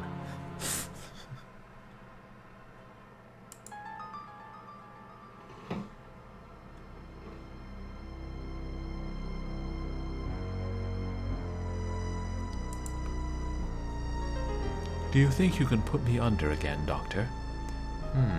Yes, I think you could benefit from another session. I have no appointments at the moment, so I can squeeze you in. If you can just lie down, Miss Blackwell.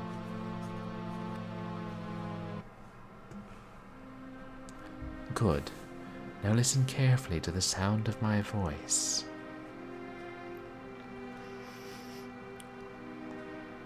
Relax. Now, you remember the lake? Yes. Good. I want you to go back there. Can you see it? Yes. Very good. There's a small crop of sunflowers growing nearby. They smell very sweet. Ahem. Is this a scheduled session, Doctor? It is not on the roster. No, but I assure you that, well, you are needed in Rec Room A. Mr. Bailey has had another seizure. Is he stable? Yes, but he's shaken up. You need to speak with him, now. Yes, of course. I'll be right there. I have to step away for just a moment, but I want you to stay by the lake. You are completely safe and nothing can harm you. Safe.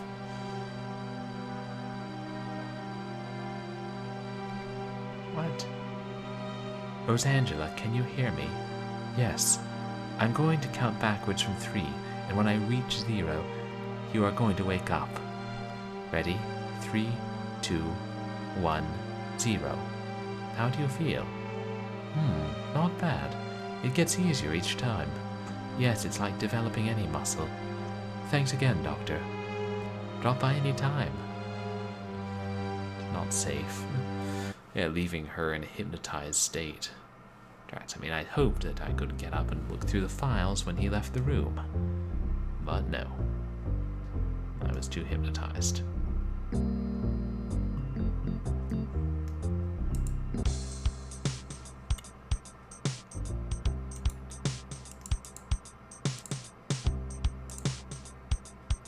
It's only the card catalog. You can't look up stuff on the internet.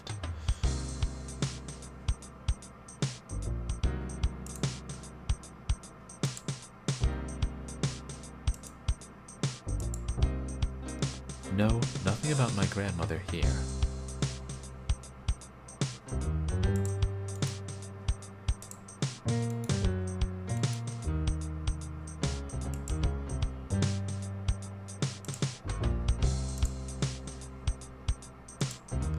Oops. Joey's too common a name.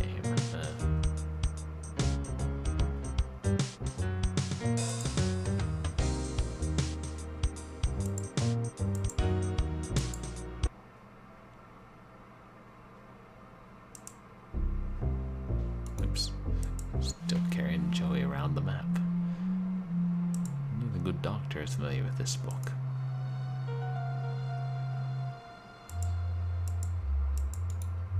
Yeah, now.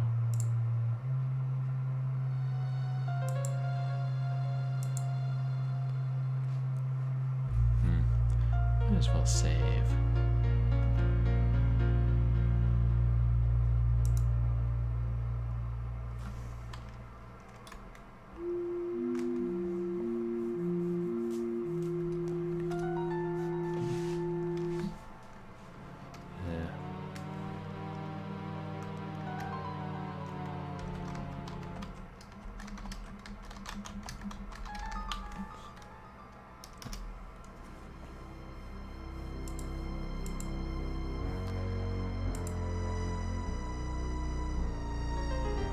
See if he puts me under again. See if this time I'm able to, if he's called away again.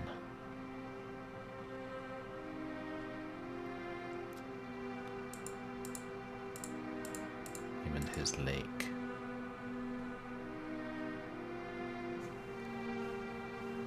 Doctor, a fight has broken out in Rec Room C. Oh? Was it Phil Margolin who started it? Who else? Anybody hurt? The nurse managed to stop him, but you need to talk to him right away. I'll be right there. Rosangela, I need to step away for a while, but I want you to remain by the lake. You are collected, confident, and calm. Calm. Oh yeah, talking about it in front of Rosangela. And he wakes her up again. Just because she's And hypnotized still feels like a breach of confidence or something.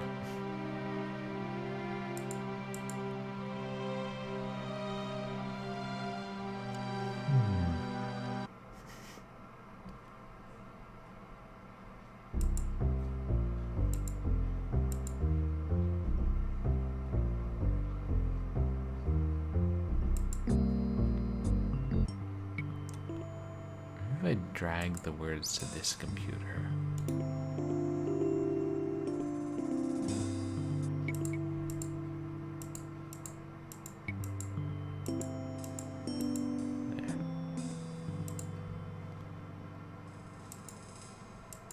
There. Nah. She may not have internet in her home.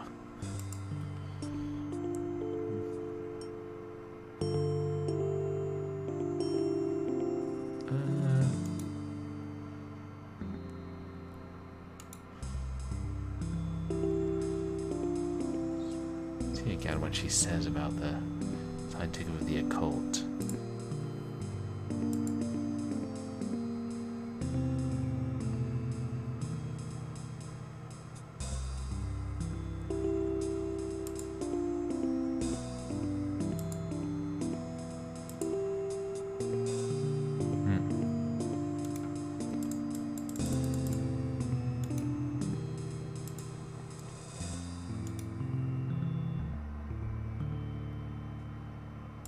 I'm gonna try looking up Joey in the book, right? Yeah.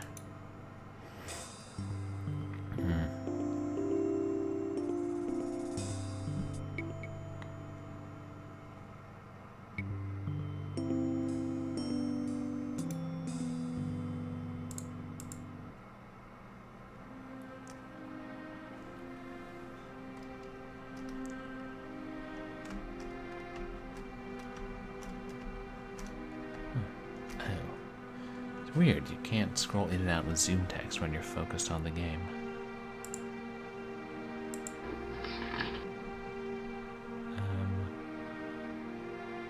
Go to the one where Jacko talks about the encyclopedia.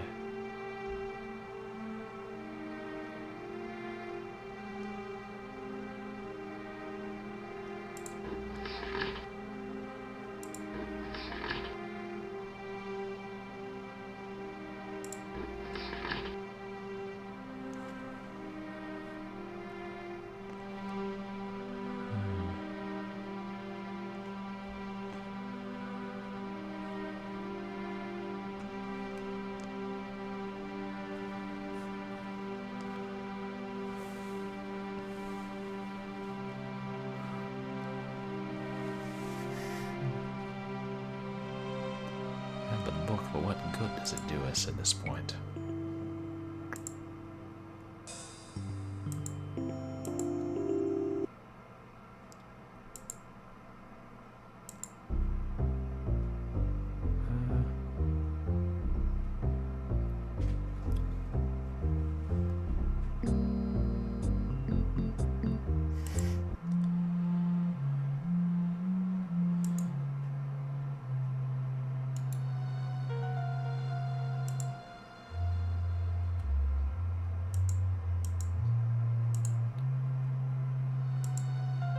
Do you have any more information about my grandmother, Patricia? I'm afraid not. Only what was in your aunt's file. Oops. Selected Patricia.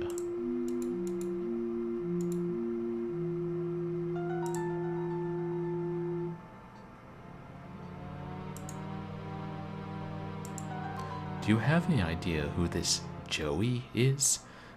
I'm afraid not. Whoever he is, he's had a great impact on both your aunt and your grandmother.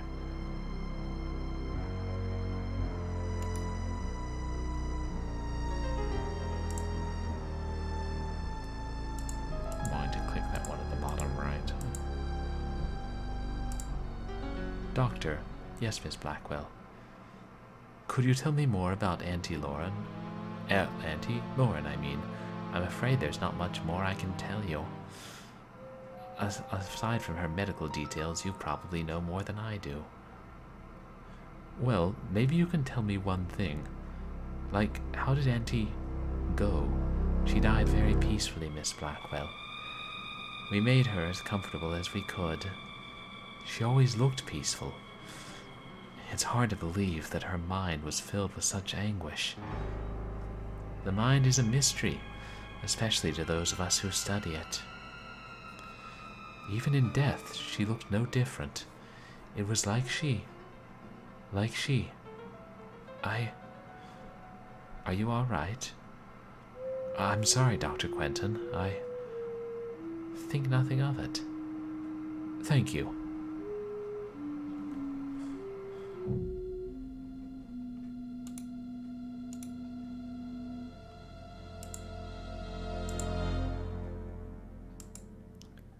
My aunt didn't say anything about my father, did she? In her sleep or anything? Miss Blackwell, when your aunt said any name at all, it was always Joey.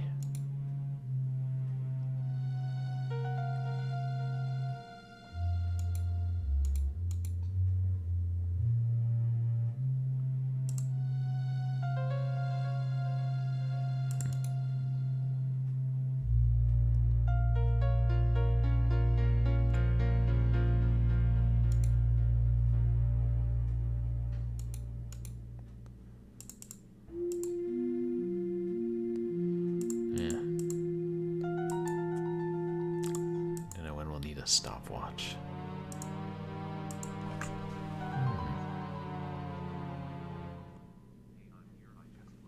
Hey, Dragon of the West.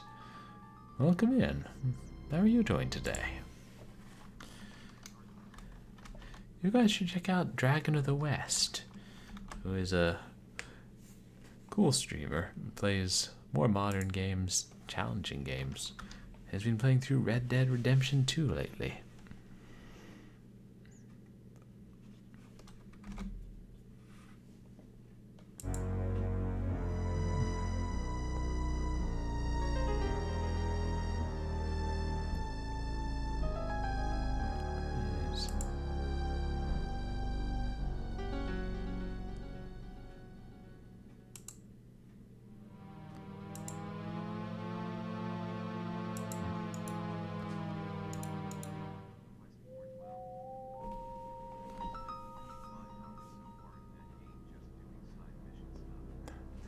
Oh, 25 hours on the side missions, because you're trying to 100% it, right?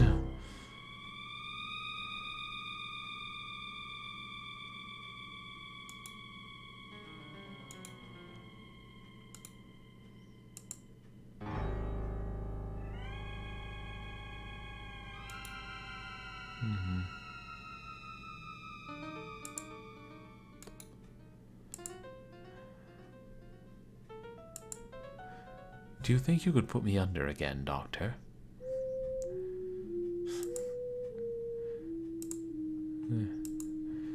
This guy never has any appointments.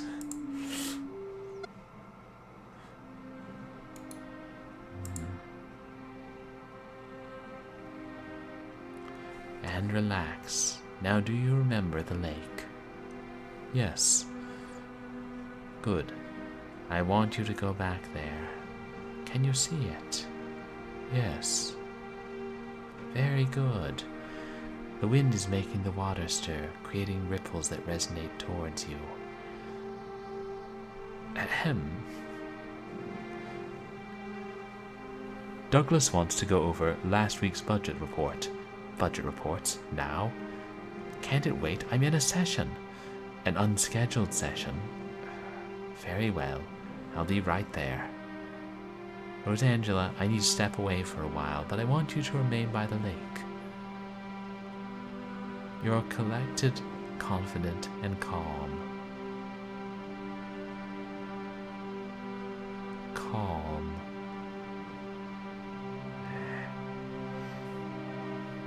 Yeah, it's awesome you get to hang out, Dragon. I know we both tend to stream at night.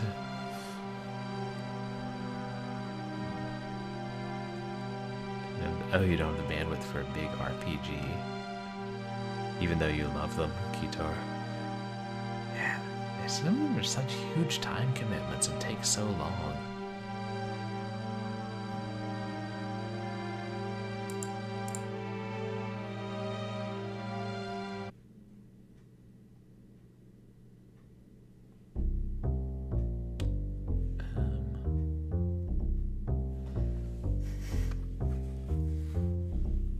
supposed to do?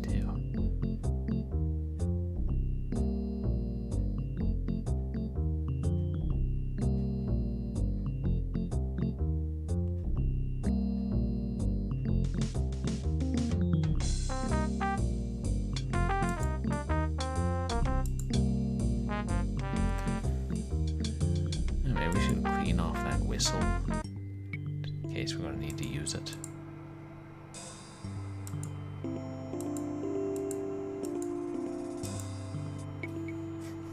The irony, she has no need to go into her kitchen. Where does she think she is?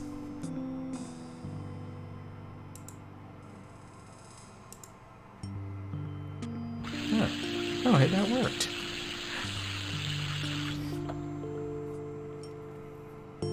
Well, that did it. He's clean enough to use now.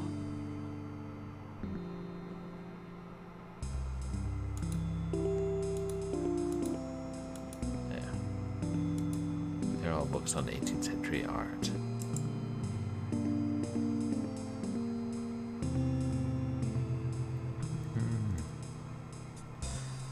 Interesting. If you played New Vegas instead of Fallout 3, you probably would have noticed you were trans sooner. I'm not familiar with that meme, Guitar Cat. I'm not familiar with the Fallout games much in general. Does it involve a trans character?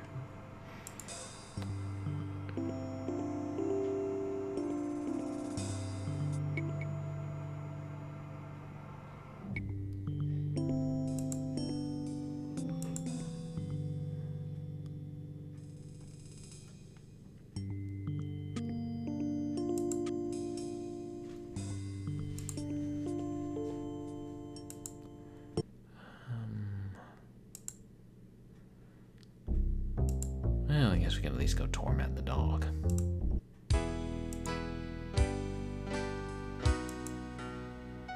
Oops. No longer get weird feelings near it. Oh!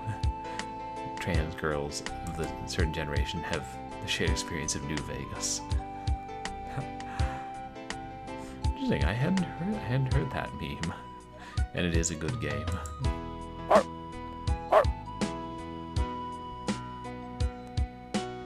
Oh, the new game that's a meme about is Celeste. Celeste looks fun. I've seen.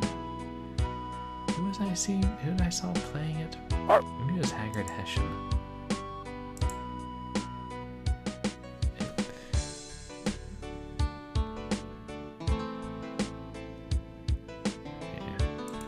See if we can drive the dog crazy.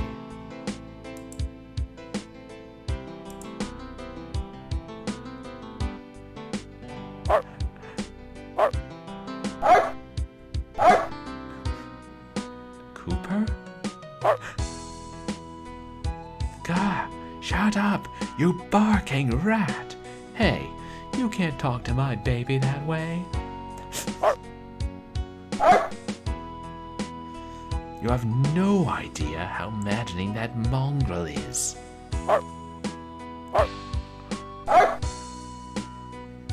That's it. I'm going to strangle that dog myself. Hey, you touch my baby and I'll scream. Oh good, now we can look at his painting. It's a painting of the flower bushes and the surrounding area. I better not steal it. It looks like it's still wet. He's yelling at the woman. What's his problem? I better not bother him. He's busy yelling at people.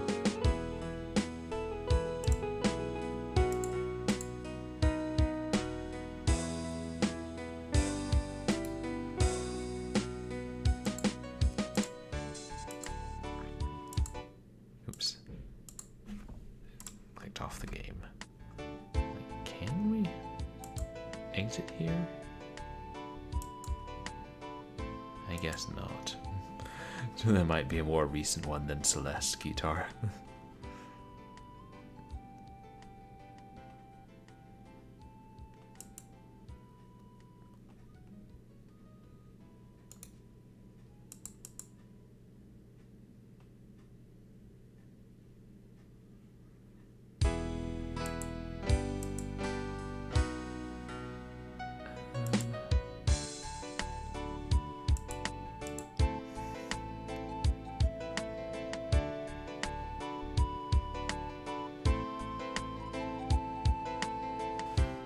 I don't know what the point of doing that was, but we did something.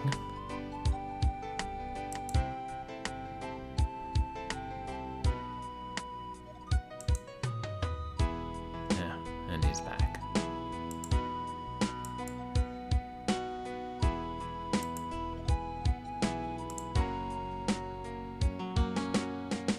Excuse me, you are blocking my view. I'm trying to create art here, you know. Sorry. I only wanted to look at the flowers. Yes, they are very pretty, but I must insist that you admire them from afar. They cannot be disturbed. Those flowers are critical to the piece. But step away.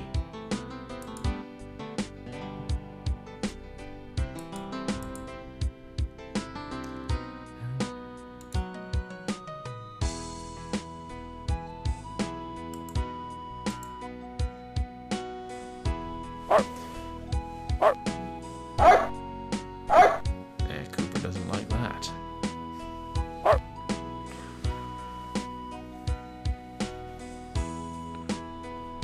Barking rat.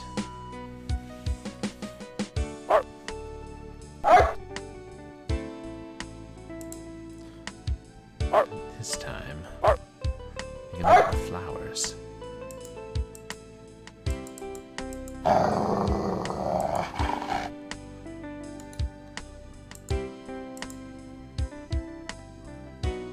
Why should I take any of these flowers?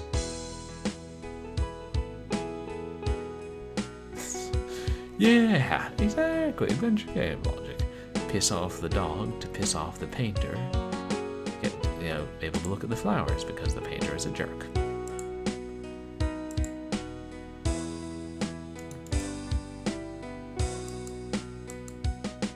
I guess that's something we have to do later in the game.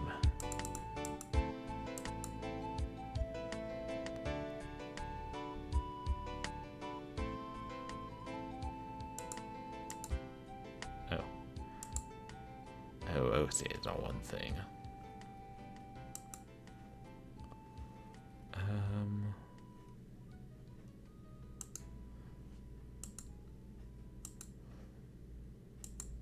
have no idea what rubbing lemon on the painting would do. I can't think that would make it dry faster. Right. You've solved the puzzle. Now trigger the quest so the reward spawns. Oops.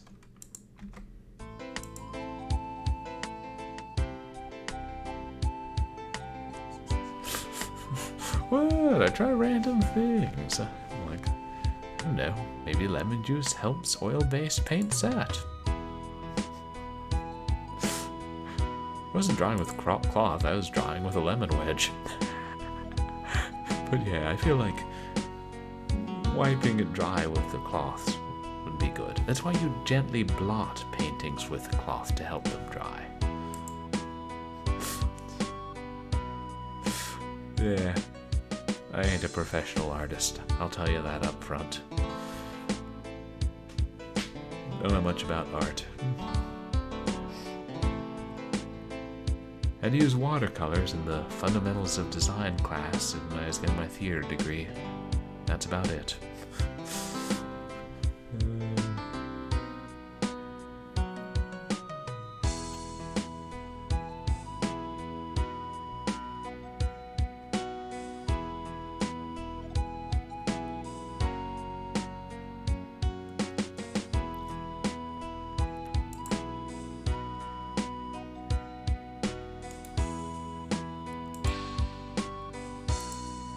I did try to combine the names.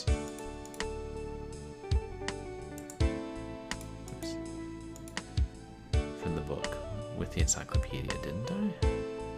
I mean, Joey would be the only useful one. Yeah.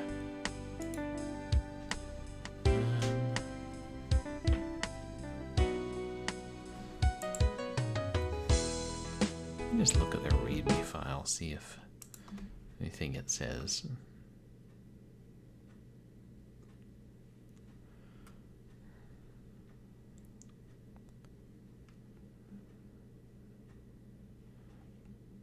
Okay, yeah, you can't combine the notes. You can just use them as items.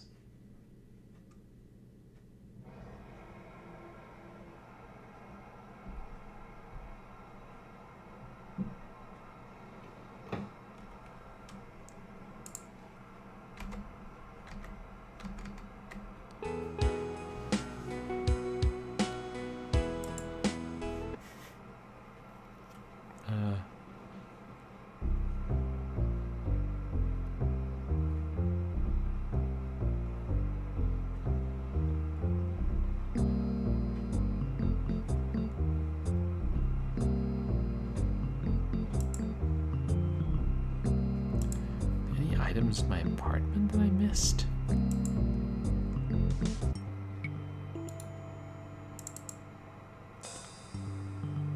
Yeah, can't take a nap.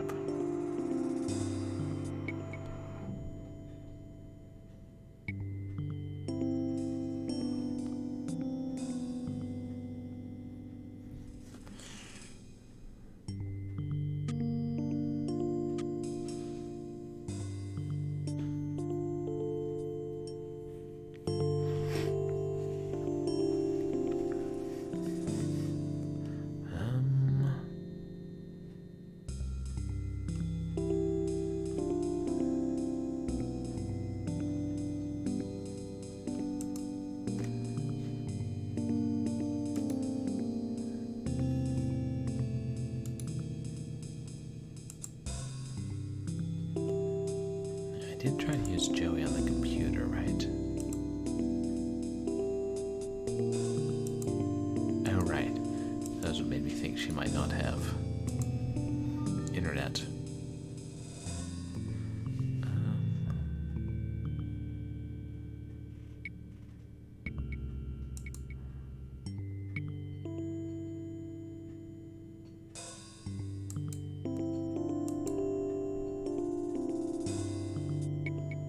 Exactly does she say?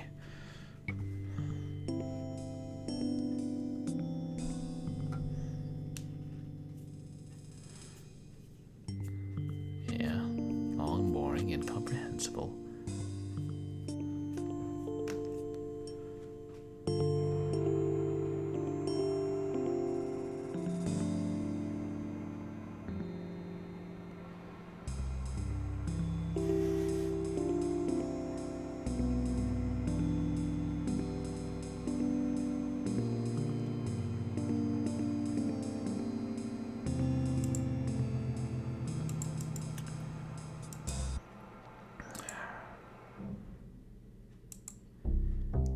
If I hold the lemon in my mouth, will that keep me from being too relaxed? Somebody's trying to hypnotize me and gets called away.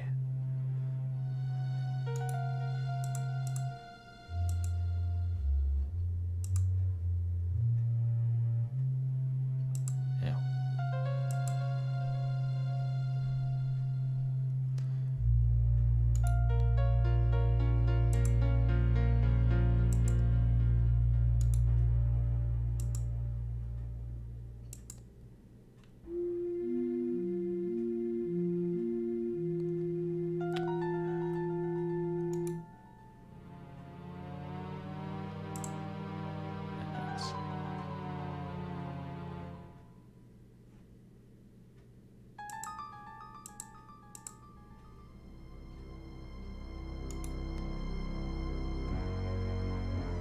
I asked you about everything, didn't I?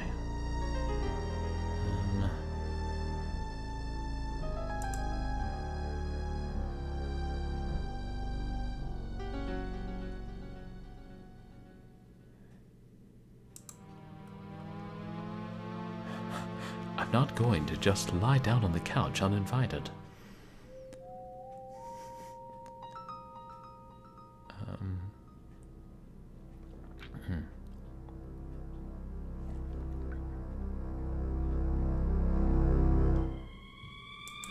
Okay.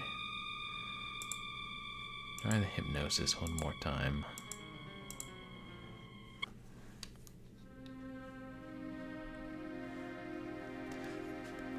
The eyes, look into the eyes. On round the eyes, look into the eyes. 1, 2, 3, you're under.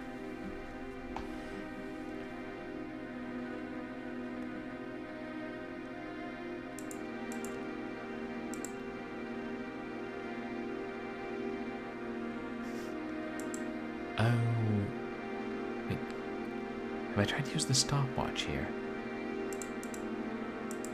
Budget reports again.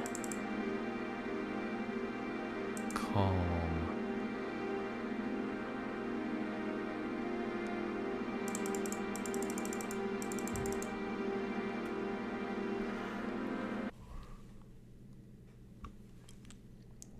Yeah. I've had like 5 sessions today. Not a lot going on at Bellevue, is there?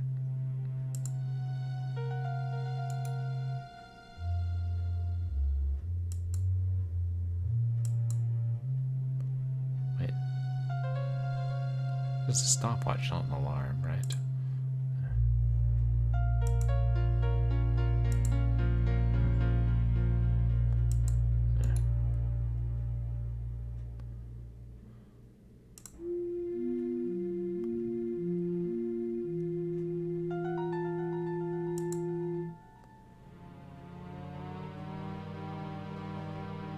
Windows don't open.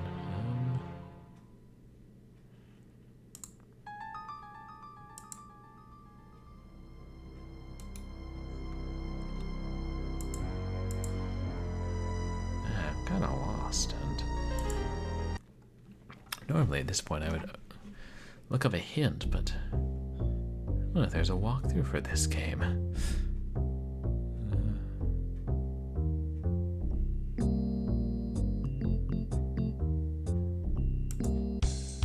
I haven't tried every word on the card catalog. If it is just a card catalog.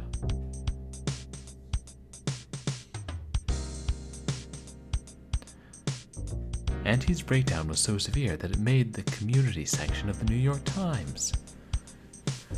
It was only a couple of sentences, though, and nothing I didn't know already.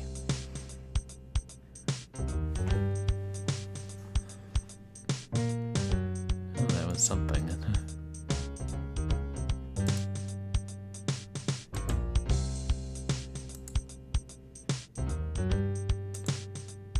Nothing about old patty cake. Joey calls for that.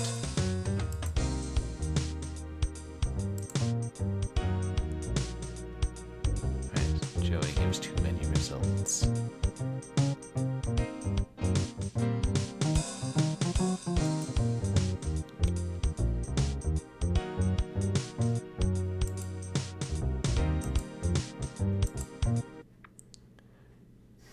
We haven't tried telling Nishanti about our family. Oops.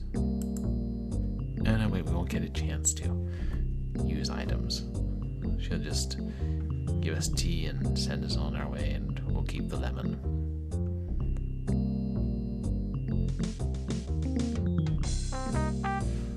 Yeah. I'm sure it's something that should be obvious, but let me...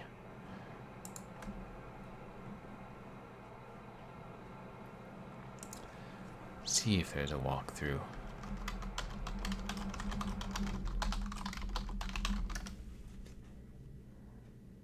Oh, there is. Lovely.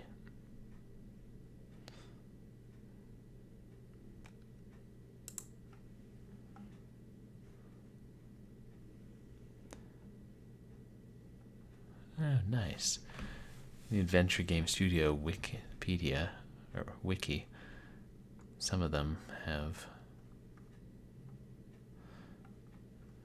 Some of the entries have walkthroughs.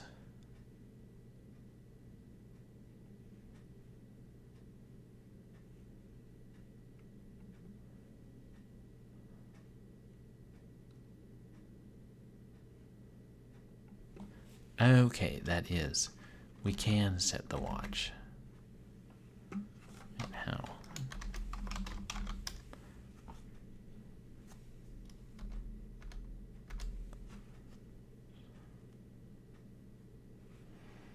And the idea I had.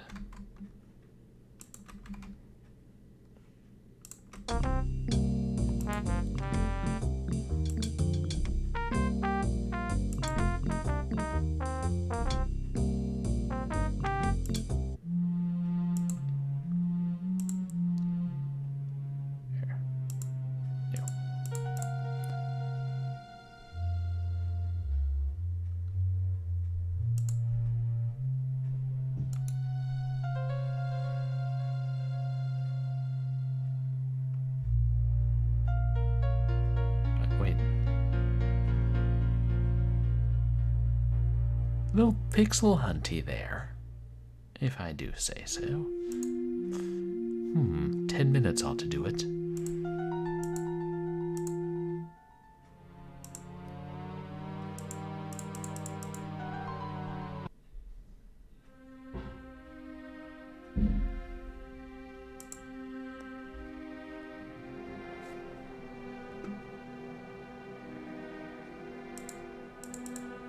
Doctor, I'm getting very tired of hearing about this lake.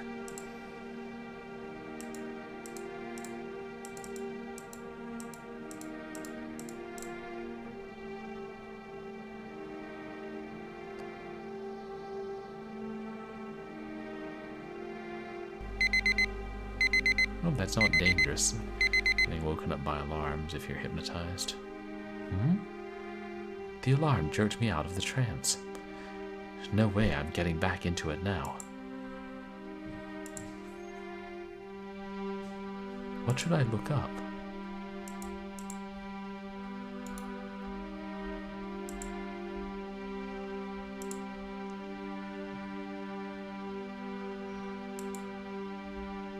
I shouldn't, but I have to know more.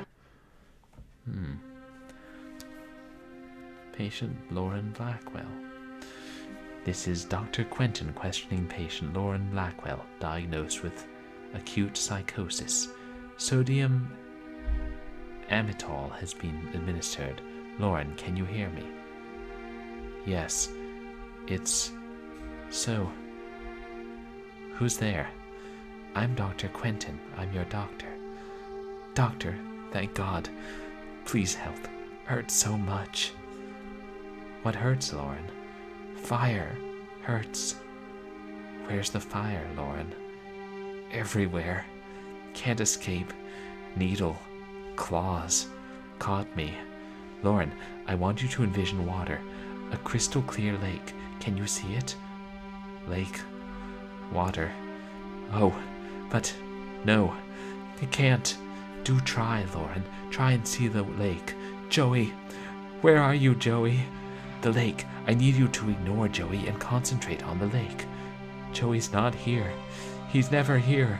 Joey! Why did you leave me? Lauren, I'm going to inject you with more sodium amytal. It should help you relax. There. Do you feel better? Oh. Fire. Joey. 2 for heaven.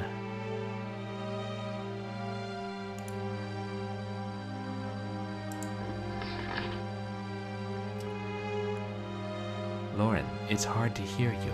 You're going to have to speak more clearly. Must remember, 2 for heaven.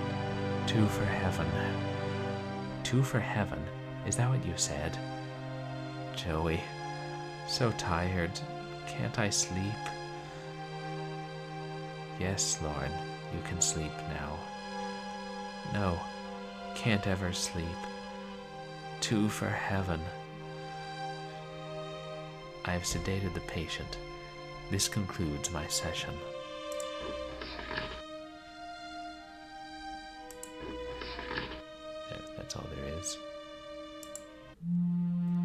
2 for heaven. Remember 2 for heaven. Why was that so important? I better remember that. I see you're awake. Oh, yes, I seem to have come out of it on my own. Yes, that does happen sometimes. Well, thanks, Doctor.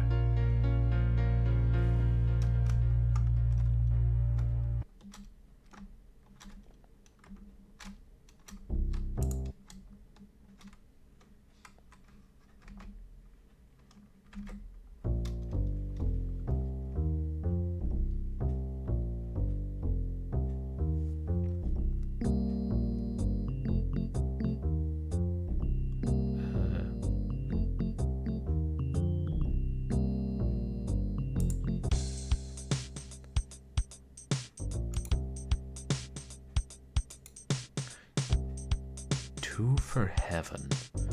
Why was that so important?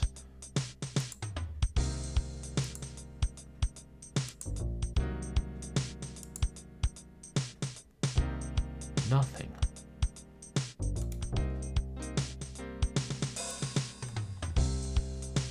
Hell, maybe we just try the book now.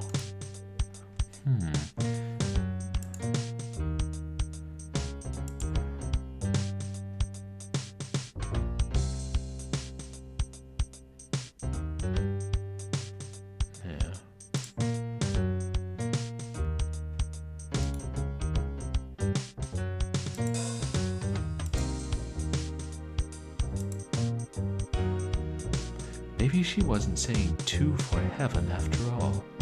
Let's see, page 247. There's some kind of recipe here. I'll copy it down into my notebook.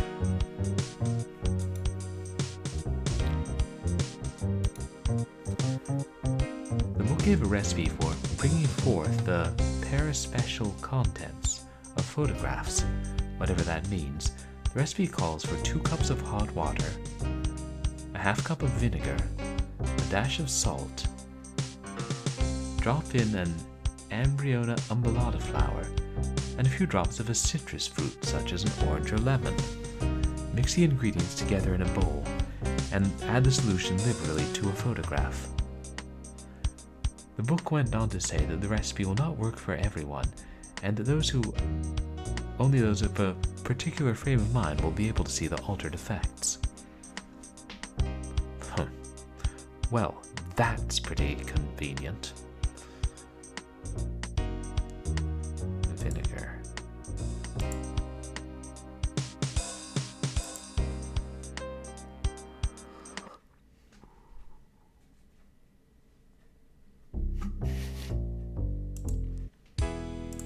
Okay, now we know why we need the flowers.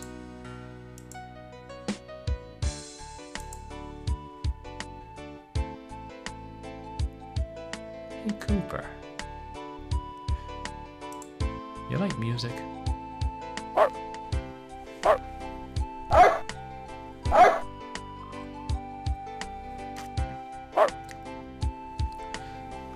Not quite as nice as Nishanti's flute playing, I suppose, but better than nothing. Good for the humans, it literally is nothing.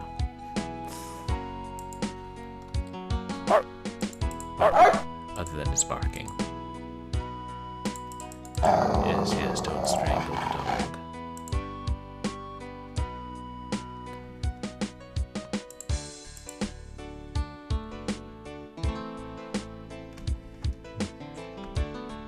Why should I take any of these flowers?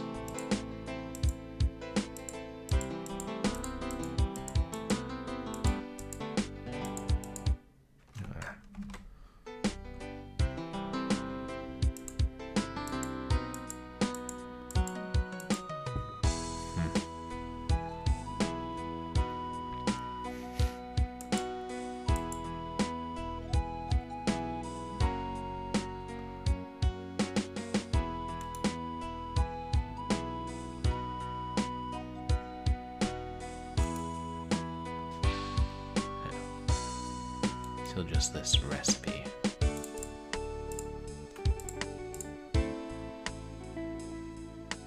Ambronia umbrella?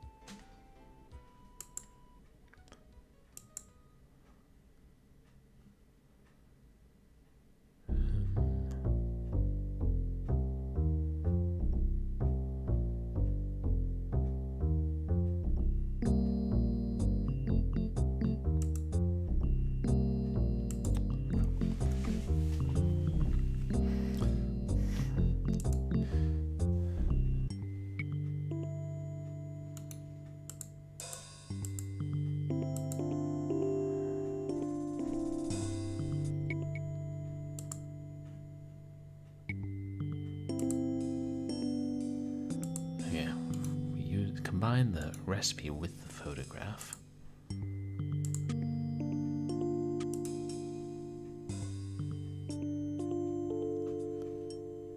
Let's just select the photograph.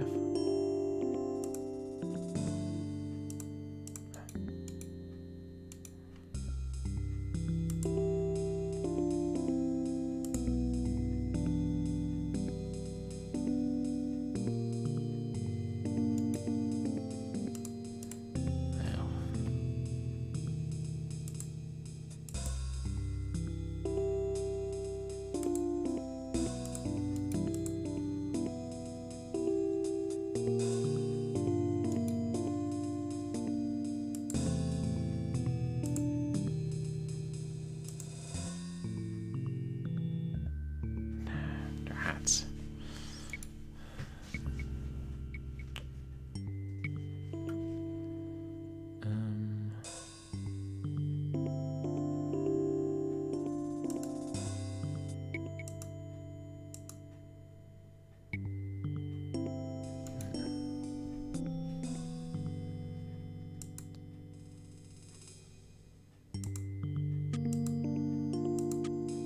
I'm trying to look at more about the recipe. Library.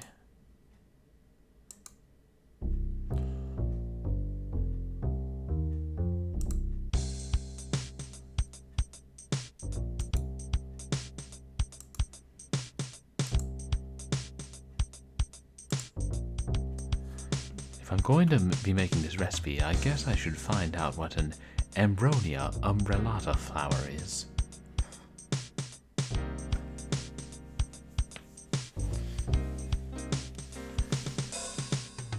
Found a description of the flower in Flora of the American Midwest.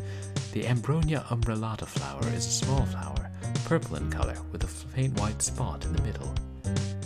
It is native to the farmlands of Illinois, but has been cultivated and can be found almost anywhere now.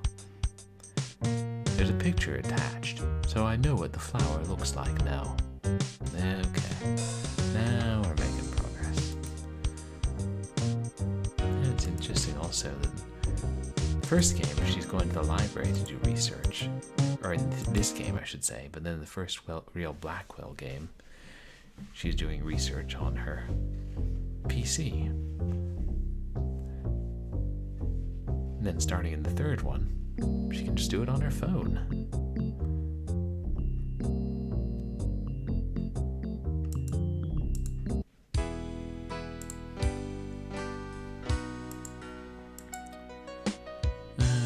This poor artist and this poor dog.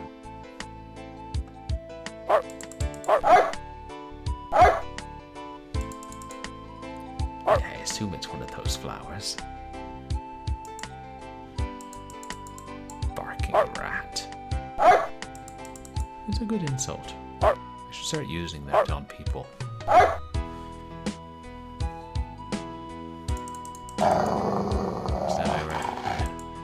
get heckled by some obstreperous homeless person, or maybe not homeless person, at the bus stop. I'll just say, "Shut up, you barking rat." The lowest one is purple. Thanks, guitar.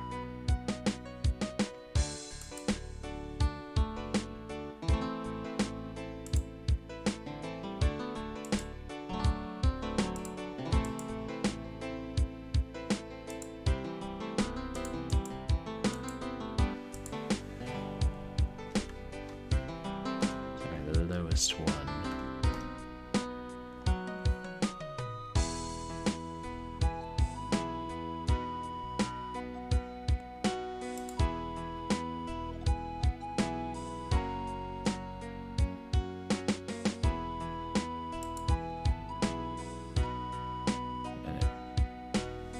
Those are the flowers.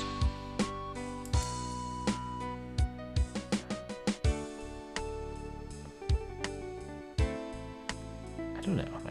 I may not be seeing the purple one.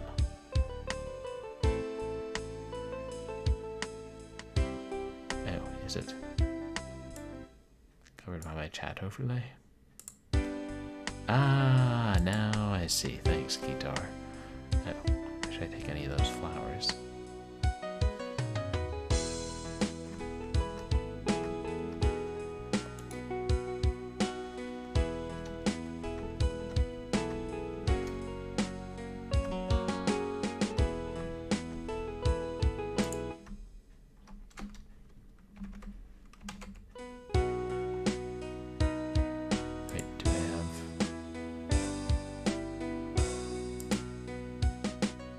picture? No.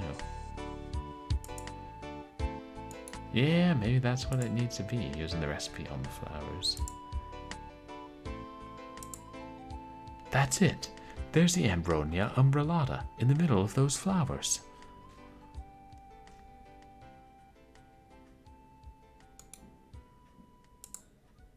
Got it. Yeah, you three have fun. I won't be coming back here.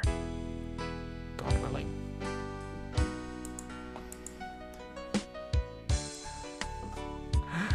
Yeah, you know how to do a point-and-click adventures, guitar. Yeah, it's just figuring out what to do. And then figuring out how to make the game understand that you know it.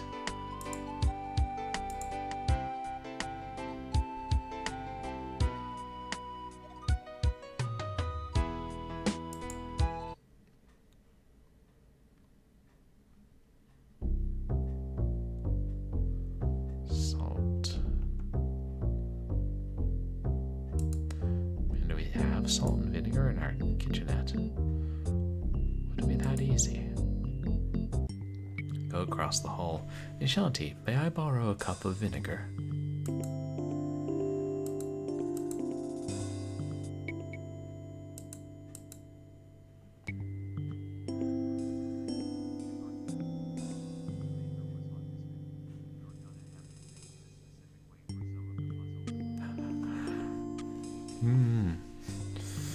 Oh, was the game designer autistic? Oh. Game designers in general. They have to think in a very specific way to figure out the puzzles. It's not just what's logical, it's getting into the mind of the designers. I swear sometimes the designers will just be like, people spend enough hours, they'll figure something out. Well, can't you leather goddesses of Phobos?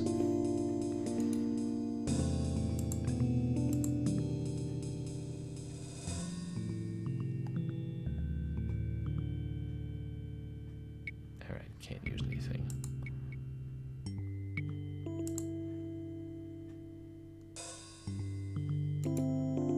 An Umbronia umbrellata flower.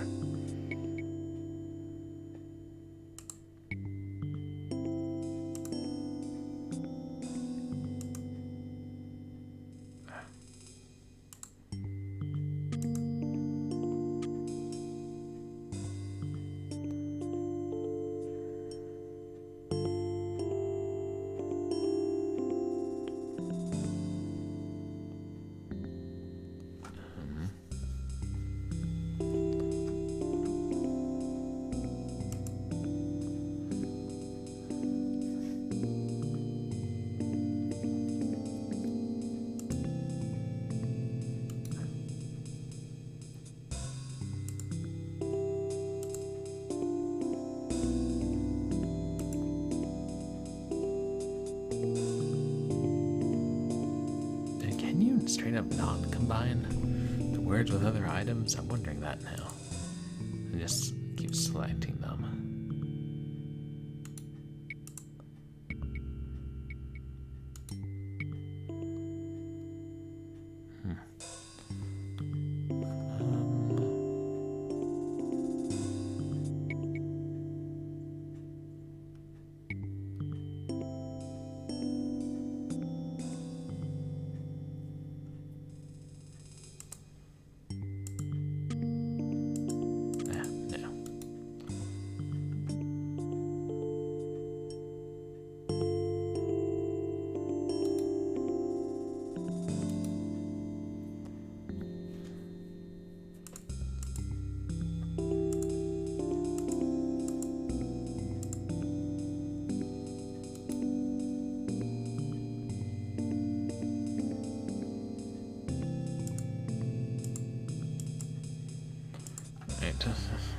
And hopefully the game isn't going to make us find a bowl.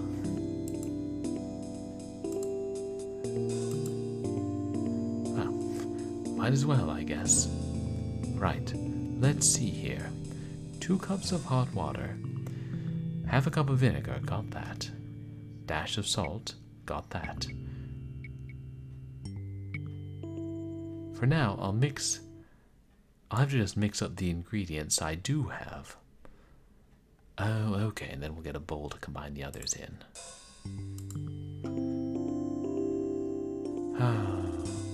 Dr. Quentin was right. Insanity has to run in my family, because I must be completely out of my mind to ever consider doing this.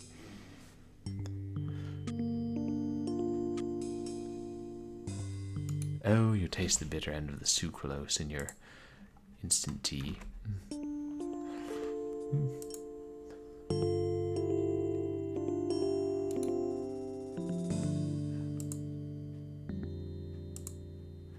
Okay, I've dropped the flour into the bowl. It's dissolving. I wonder if they really do that. I'll just squeeze a few drops into the bowl. There.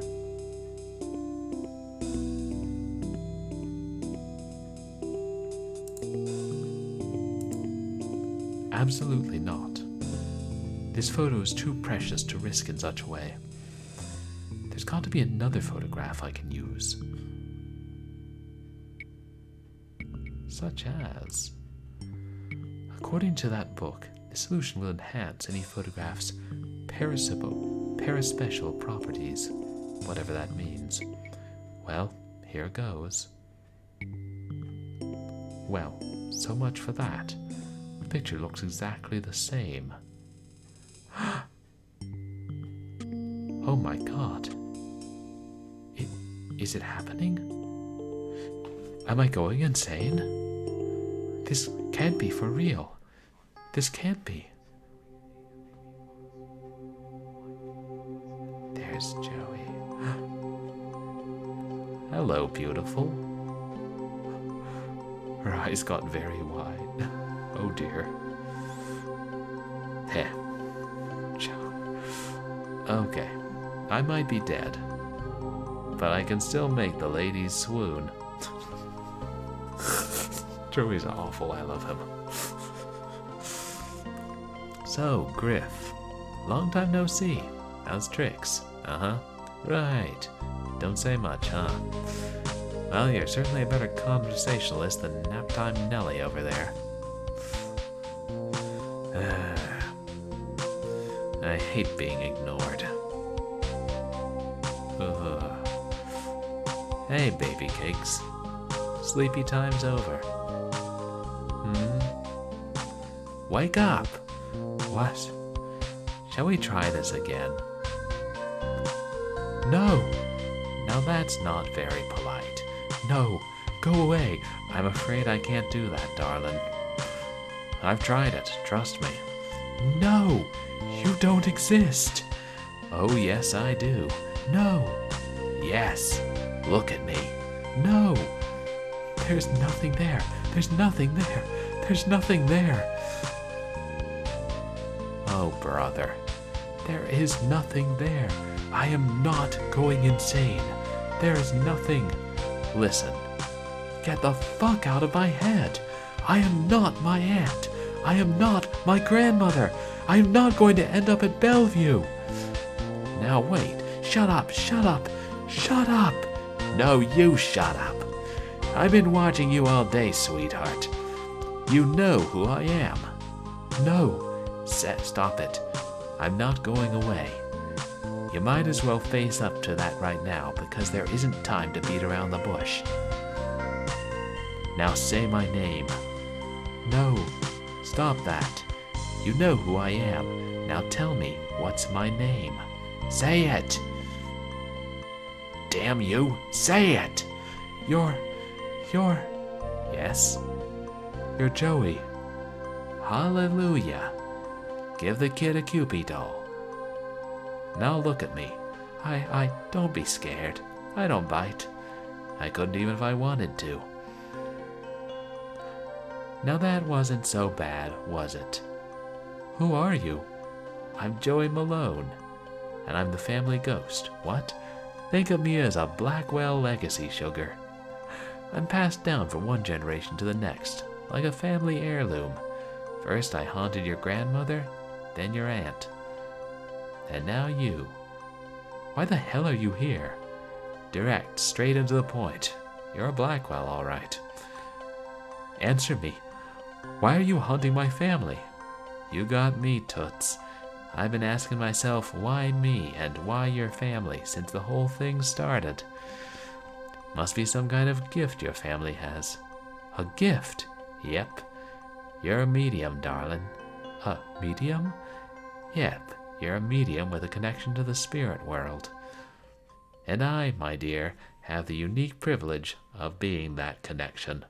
I don't understand any of this. Oh, you will, sweetheart, you will. It took your aunt a while, but she got the hang of it. Your grandmother never really caught on. That's why what? That's why she didn't last long. What do you mean? Look, there isn't much time to explain right now. You felt something today, didn't you? Felt something? Yeah, a flash, a vision. It made you sick to your stomach. I saw you. You mean by the carousel? Yes, that's where we've got to start. Start? Yeah, right away. But it's the middle of the night. So what? You just had a nice nap. You should be raring and ready for action. I'm not going to Central Park in the middle of the night. I haven't been mugged yet, and I'd like to keep it that way. Don't worry about a thing, beautiful. I've got it covered. You won't have to worry about muggers or rapists or murderers or anything of the sort. Not while I'm around, anyway. It seems to be a side benefit of working with the dead. Trouble tends to give you a wide berth. At least, the ordinary kind of trouble does, anyway. And the non-ordinary kind? Look, there's no time to explain. If there's a reason for any of this medium business, it's to take care of problems like your carousel, and we need to take care of them soon. Why? Let's put it this way.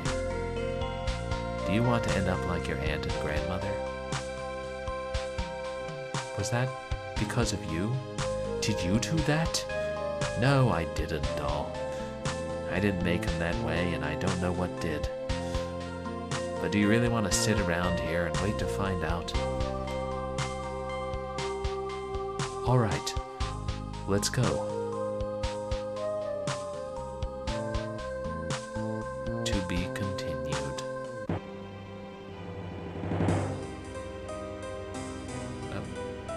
Yeah, you do want to slap Joey sometimes. Witness me, Joey.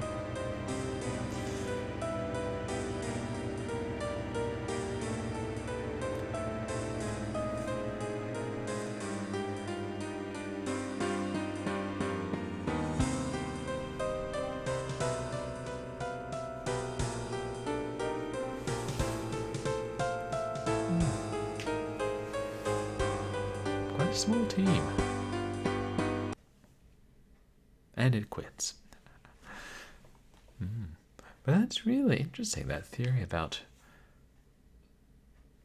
bipolar disorder, Guitar Cat.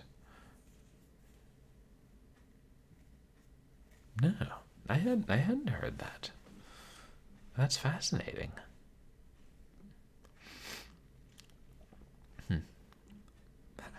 Yeah, Beetlejuice, Beetlejuice, Beetlejuice. Okay. So that's really interesting. See where it started. And yeah, the differences between it and the Blackwell games.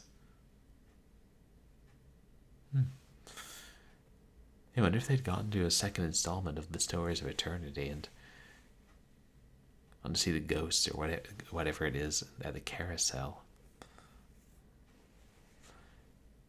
As this does make it clear that it's ghosts at the carousel exactly. That oh, that wait, Beetlejuice is pronounced like Edelweiss? Oh, I hadn't heard that.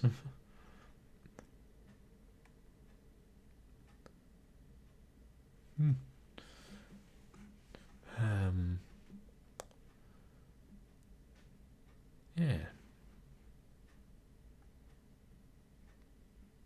Yeah, over. And the whole thing about feeling fire, I don't think they talked about that in the Blackwell games.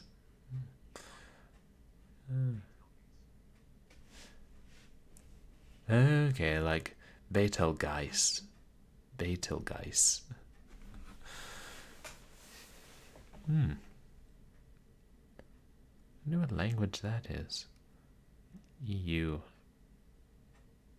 That's like a long I.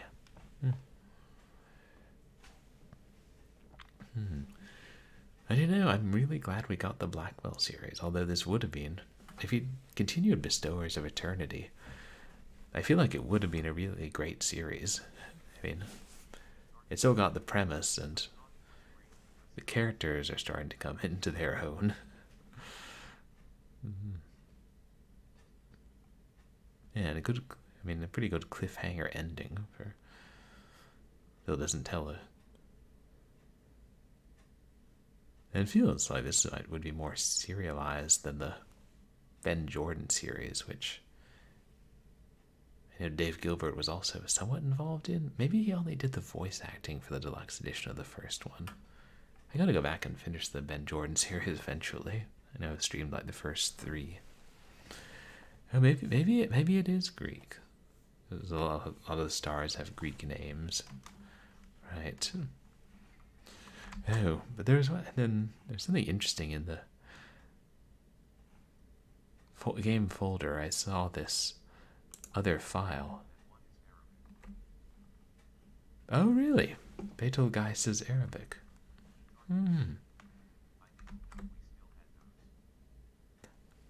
Oh, some stars with Arabic names. Yeah, I don't know a lot about it. How he named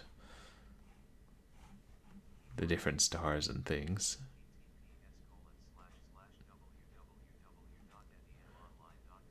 Oh, cool. That's a description about the etymology of Beetlejuice. I'll have to read up on that. There's also in the folder of the game, I saw there's this file called Notes of Interest, which talks about a couple of interesting things from the game. I wonder if the Blackwell series, well, it probably doesn't have to do that in those, because he has the developer's commentary that you can enable after beating it. The building serviceman strike. Yes, this actually did happen. In March of 2003, the NYC Union of Doormen and Porters went on strike at midnight for 15 minutes. While the events in the game aren't 100% accurate, they are a perfect example of the fears I had when the strike was imminent. The subway map. Astute players might notice the words World Trade Center printed on the game map. This isn't a mistake. The World Trade Center might have been destroyed on September 11th, 2001, but the subway stop is still there. Interesting. Kind of cool that they used the real subway map.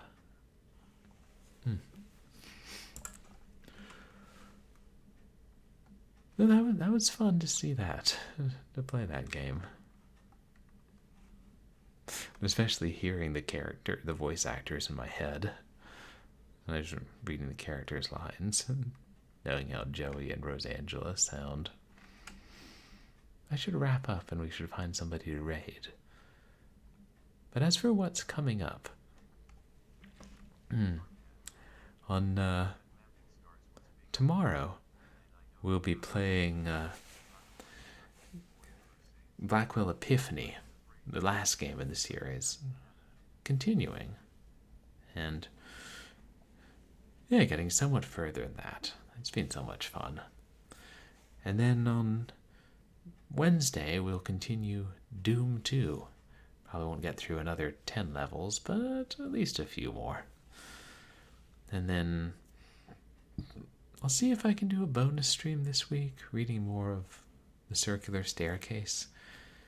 And then next week we'll have Short Horror Saturday again. And yeah, it'll pretty much be Doom 2 and Blackwell Epiphany for the next couple of weeks at least, and short horror games.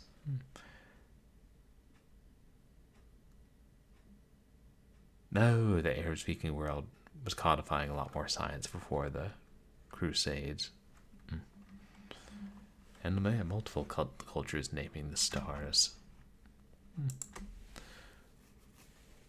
Let's see who's online.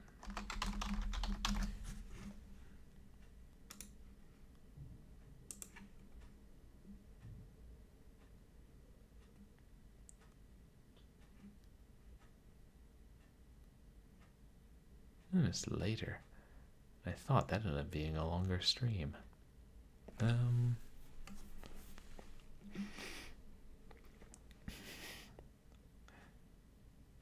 feel like we raided.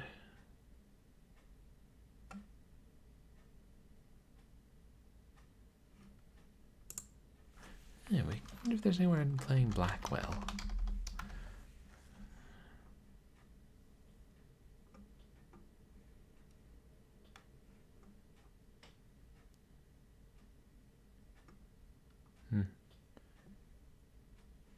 And then looking at the categories, it doesn't look like it.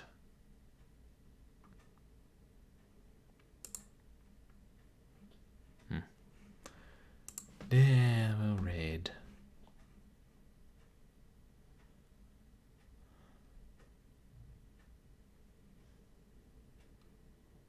I think we raided Captain Peel Card not that long ago.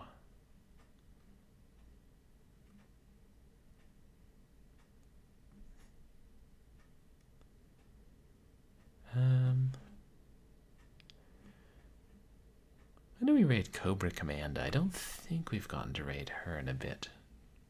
She's playing Paper Mario. Yes.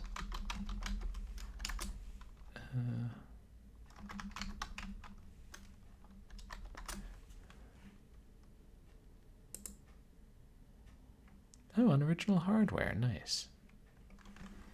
Yeah, let's do that.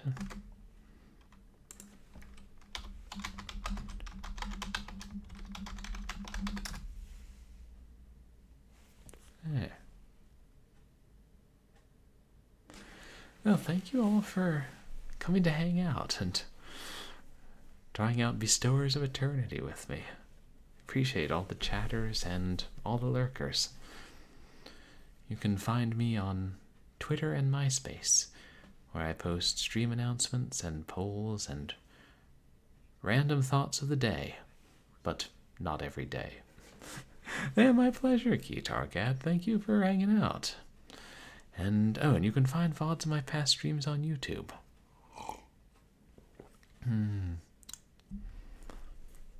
Yes, I hope that you all have a good Saturday night.